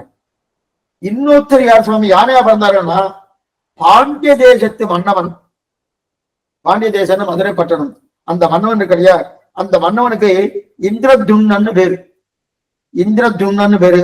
அவன் பாண்டிய மன்னன். அந்த பாண்டிய மன்னன் ராஜ்ய பரிபாலம் பண்ணி இருக்கும் போது அந்த பாண்டிய மன்ன தேசத்துக்கு அகஸ்திய மகரிஷி வந்தார். அகஸ்திய மகரிஷி வந்துருக்கச்சே அவர் வந்ததை கண்டுகொள்ளாம இவர் தியானமே பண்ணிட்டு இருந்தார். இது கொஞ்சம் நல்லா புரிஞ்சுக்கணும். இவர் தியானம் பண்ணிட்டு இருந்தார். நான் வந்ததை கண்டுகொள்ளலையே, பார்க்காம அவமரியாதை பண்ணியானேன்னு சொல்லிட்டு நீ யானையாக ஆக கடவான்னு சபிச்சிட்டார். யாரு? இந்திரதுன்மன் என்கிற மதுரை மன்னவனுக்கு யானையான ஒரு தன்மை வந்து கொடுத்து. யாரால? அகஸ்திய மகரிஷியால. சரி சொல்ல அவர் தியானம் தானே பண்ணிட்டு இருந்தார். அப்ப தியானம் நல்லதுதானேன்னா, ஒரு ஸ்ரீ வைஷ்ணவான ஒரு பக்தர்கள் வந்தான்னா அவரை தான் முதல்ல பார்க்கணும், அதுக்கப்புறம் தான் மத்தது. பிரியத்துக்கா சொன்னேன். ஆச்சாரம் இருக்கார், நான் மாத்திர பெருமாள் வீதியில வந்துட்டார். பெருமாள் வீதியில வந்துட்டாருன்னா ஆச்சாரம் உள்ள இருக்கார். இப்ப பெருமாள் வீதியில வந்துட்டாருன்னா, சுவாமி நீங்க கொஞ்ச நேரம் இருக்கோ, பெருமாள் எடுத்தா நான் பெருமாள் சேவிச்சுட்டு வரேன் சொல்லிட்டு போலாமான்னா பார்க்கணும். அப்ப ஆச்சாரண்டே இருக்கணும். ஆச்சாரம் அனுமதி கொடுத்தா பணம். இப்ப பெருமாள் சேவிச்சுக்கோ, அவரை வந்து வரணும் பெருமாள். அப்பதான் எதணும்? ஸ்ரீ வைஷ்ணவா பிரதானம். இப்ப பரம ரிஷி வந்திருக்கார், அகஸ்திய மகரிஷி. இவர் என்னதான் பெருமாளை தியானம் பண்ணியிருந்தாலும் அந்த அகஸ்திய மகரிஷி வந்தப்ப அவரை வந்து சேவிக்கணுமோனோ, அவருக்கு பண்ண வேண்டியது பண்ணணுமோனோ, அதெல்லாம் பண்ணாம இவர் தியானத்திலேயே பிரதானம் வந்துட்டார். தியானத்திலேயே பிரதானம் இருந்தபடியாலே கோபம் வந்துட்டு மகரிஷிக்கு. அதான் என்ன பண்ணார்? நீ யானையாக கடவாரி சபித்தார். ஆக இந்திரதுன்மன் பாண்டிய மன்னவன், அவன் தான் யானை. ஊஹூங்கிற கந்தர்வன், அந்த கந்தர்வன் தான் கந்தர்வன் யாரு? அந்த கந்தர்வன் தேவனன் என்கிற ரிஷியாலே என்ன பண்ணிட்டு முதலையாக சபிக்கப்பட்டான். அப்ப 2 பேருக்குமே சாப விமோசனம் கிடைச்சிட்டு 2 பேருமே மோட்சத்துக்கு போயிட்டார். 2 பேருமே உயர்ந்த கிடையாது. இதோடு இந்த கஜேந்திர விருத்தாந்தம் முடியாதுன்னு சொல்றாங்க. இதோடு இந்த கஜேந்திர வித்தானம் முடியாது. அப்ப கஜேந்திர வித்தானம் கிட்டத்தட்ட ஒரு காலத்துல முடியாது. இது நம்ம இதுக்கு முன்னாடி ஒண்ணு பார்த்தோம். என்ன பார்த்தோம் ஞாபகம் இருக்கா? அதாவது நமக்கு முதல்ல பிரம்மா சுவாயம்பு மனுவை சிருஷ்டிக்கிறார். அதற்கு மேலே கிட்டத்தட்ட 14 மனுக்கள், ஒவ்வொரு மனுக்கும் 71 சதுர்யுகங்கள் ராஜ்ய பரிபாலனம் பண்ணுவான்னு அதுல நம்ம 4வது மனு காலம் தான் இது கஜேந்திர வித்தாந்தம். 4வது மனு யாரு? முதல் மனு மனபரன் சுவாயம்பு மனு, அடுத்தது ஸ்வரோகித மனு, 3வது உத்தம மனு, 4வது தாமச மனு. இப்ப 5வது மனு, இப்ப 4வது மனு காலத்துலதான் கஜேந்திர வித்தாந்தம் நடைபெற்றது. 5வது மனு ரைவத்த மனு. 5வது மனு ரைவத்த மனு. சரி சுவாமி, கஜேந்திர வித்தானம் கேட்டா என்ன சுவாமி பலன்? அதை நீங்க சொல்லவே இல்லையே. கஜேந்திர வித்தானம் கேட்ட என்ன பலன்னா, இந்த சரித்திரத்தை யாரெல்லாம் கேட்கிறாளோ ராத்திரி வேலையில பயப்படுறா பாருங்க. சில பேருக்கு பயம் இருக்கும். பேய் வந்து விசாசமா பயம் ஏற்பட்டாலோ, துஸ்வப்பனம், கெட்ட கனவுகள், துஸ்வப்பனம் இந்த பயம் ஏற்பட்டாலோ சில பேர் நான் திடுக்கிறேன் உட்கார்ந்து பாருங்க. என்னடா உட்காந்துட்டேன்னா இல்ல வந்து பயமா இருந்துட்டோம் அங்க உட்காந்து திடுக்கிறேன் ஊத்தலா. அப்பெல்லாம் என்ன பண்ணா, இந்த கஜேந்திர மோட்சத்தை நினைத்தால் அனைத்து பயமும் தீரும். அப்ப என்னன்னா, நமக்கு துஷ்வப்பனங்கள், அதாவது தேவையில்லாத கனவுகள், தீய கனவுகள், ராத்திரி வேலை பயம், அதுக்கு ஒரு திடுக்குன்னு உட்கார்ந்து இருக்கிறது அவனுக்கு. அது மட்டும் இல்ல, அவனுக்கு நிர்மலமான புத்தி. அப்ப என்னன்னா, இந்த கஜேந்திர வித்தாத்தன் யாரெல்லாம் கேட்கிறார்களோ அவனுக்கு உயர்ந்த ஞானத்தை கொடுக்கிறேன் பகவானே தெரிவிக்கிறார். ஏன்னா கஜேந்திராவுக்கு என்ன ஞானம் கிடைச்சது? தன்னுடைய சரீரத்தை ரட்சித்துக்காக புட்டானா? இல்லையே. அதுக்காக உங்களுடைய அப்படின்னா இந்த புஷ்பத்தை பறித்திருக்கேன், அந்த புஷ்பத்தை தேவரின் திருவள்ளில சமர்ப்பிக்கணுன்றதுக்காக தான் கூப்பிட்டேன்னு சொல்லியிருக்கார். அந்த உயர்ந்த ஞானம் கிடைக்க போறதுன்னு பலன் சொல்லி இது தலை கட்டுகிறார். இது முக்கியம். அதுக்கு மேல 5வது மனு ரைவத்த மனு. இந்த ரைவத்த மனு தான் 5வது மனு. ஒவ்வொரு மனுவுக்கும் 71 சதுர்யுகம்னு பார்த்திருக்கோம். அது மொத்தம் 16 மனுக்கள். அப்ப 1000 சதுர்யுகம் சேர்ந்தால் ஒரு பகல் பொழுது பிரம்மாவுக்கு. அப்படி இருக்க செய்து அதிலே கீழே 4வது மனுவுடைய காலத்துலதான் ஹரியின் அவதாரம். ஹரிதான் எது? கஜேந்திர வித்தாந்த அவதாரம். அந்த ஹரி அவதாரம். இப்ப 5வது ரைவத மனு. அதுக்கப்புறம் 6வது சாஷ்டிக மனு. இதில் தான் பெருமாளுக்கு அடுத்த அவதாரம் சொல்றார். அடுத்த அவதாரம் அஜித் சொன்ன அஜித்னு சொல்லி இருக்கிறேன். அஜித்தன்னு பேரு. அஜித்தகன்னா என்னால் யாரும் அவனை ஜெயிக்க முடியாத விதம். அஜித்தகா என்னன்னா, ஆனா என்றும் அவனை ஜெயிக்கவே முடியாது. அது அஜித்தகன். ஜித்தகா ஆனா பகவான். ஜித்தகா யாராலும் ஜெயிக்கப்படாதவன். இவர் என்ன சும்மா பண்ணாரு? 1000 தோளால் அலைக்கடல் கடைந்தான், திருப்பார்கடலை கடைந்து அமுதம் கொண்டெடுத்த சரித்திரத்தை இப்ப பார்க்க வரும். திருப்பார்கடலை கடைந்து அமுதம் கொண்டு வந்த சரித்திரம். இந்த சரித்திரம் எதனால வந்ததுன்னா, எப்படி நடந்ததுன்னா, இது இந்திரனுக்கு தன்னுடைய ராஜ்யம் போயிடுத்து. அவன் ஒரு சாபவசத்தால ராஜ்யம் போயிடுத்து. துர்வாச மனைவிட அடுத்த வாரம் சொல்றேன். சாபம், அந்த சாபத்தால அவனுக்கு ராஜ்யம் போயிடுத்து. அது ராஜ்யம் போனது மட்டும் இல்ல, தனக்கு மரணமே இல்லாம ஒரு நிலை ஏற்படணும். அது மட்டும் இல்லாமல் இழந்த ராஜ்யத்தை மறுபடியும் பெறணும். இதுக்கு நான் என்ன பண்றதுன்னு கேட்ட, அப்ப நேரா துர்வாசர் ஒரு யுக்தி சொல்றார். துர்வாச சாபத்தால தான் நடந்துருது, அதனாலதான் ராஜ்யம் போயிடுத்து. அதுக்கு மேல அவர் ஒவ்வொரு இடத்துக்கும் போக அப்ப பெருமாட்ட அவர் பிரார்த்திக்கிறார். பெருமாள் ஒரு யுக்தி சொல்றார், திருப்பார்க்கல கடைங்கோ, அதுல உங்களுக்கு எல்லாம் கொடுக்குறேன்னார். அந்த திருப்பார்க்கல வித்தாந்தம் தான் நம்ம அடுத்த வாரம் பார்க்க போறோம். ஆச்சரியமான அது என்னது? மோகினி அவதாரம். இதுல ஒரு 2 என்ன பார்த்துக்கோ, நாச்சியார் திருக்கோலம் பேரு, மோகினி அவதாரம் பேரு, 2 ஒண்ணு கிடையாது. ஆனா இன்னைக்கு என்ன ஆயிடுச்சுன்னா, நிறைய பத்திரிகைகள் என்ன பண்றான்னா, நாச்சியார் திருக்கோலம் தான் போடணும். இது திருமண திருப்பதி அவஸ்தானே மோகினி அவதாரம் தான் போடுறாங்க. தவறு. மோகினி என்பது ஒருத்தரை மயக்கிறதுக்காக, நாச்சியார் திருக்கோலம் என்பது நமக்கு புருஷகாரம் பண்ணி நம்மை உஜ்ஜீவிப்பதற்காக. 2க்கும் நிறைய நேர் வித்தியாசம் உண்டு. அதை விட்டுட்டு மோகினி அவதாரம் தெரியாத வயதுனா தெரிஞ்சவனா அந்த மாதிரி எழுதப்படாது. அவன் என்ன எழுதணும், ஆச்சார திருக்குறள் தான் எழுதணும். அப்ப நம்ம மோகினி அவதாரம் என்னன்னு பார்க்கணும். அடுத்த வாரம் பார்ப்போம். ஆழ்வார் என்கிற மாநாட்டிய திருவேசனம் ஆச்சாரிய திருவேசனம் பகவதால் திருவடிகளே சரணம். சந்தேகம் இருந்தா அவசியம் கேட்கும்போது பிரார்த்திக்கிறேன். மேற்கொண்டு சாயங்காலம் 5 மணிக்கு எத்தீந்த மத கேள்வி ஆச்சரியமா பயிர் இருக்கு, அவசியம் வரும்படி பிரார்த்தனை.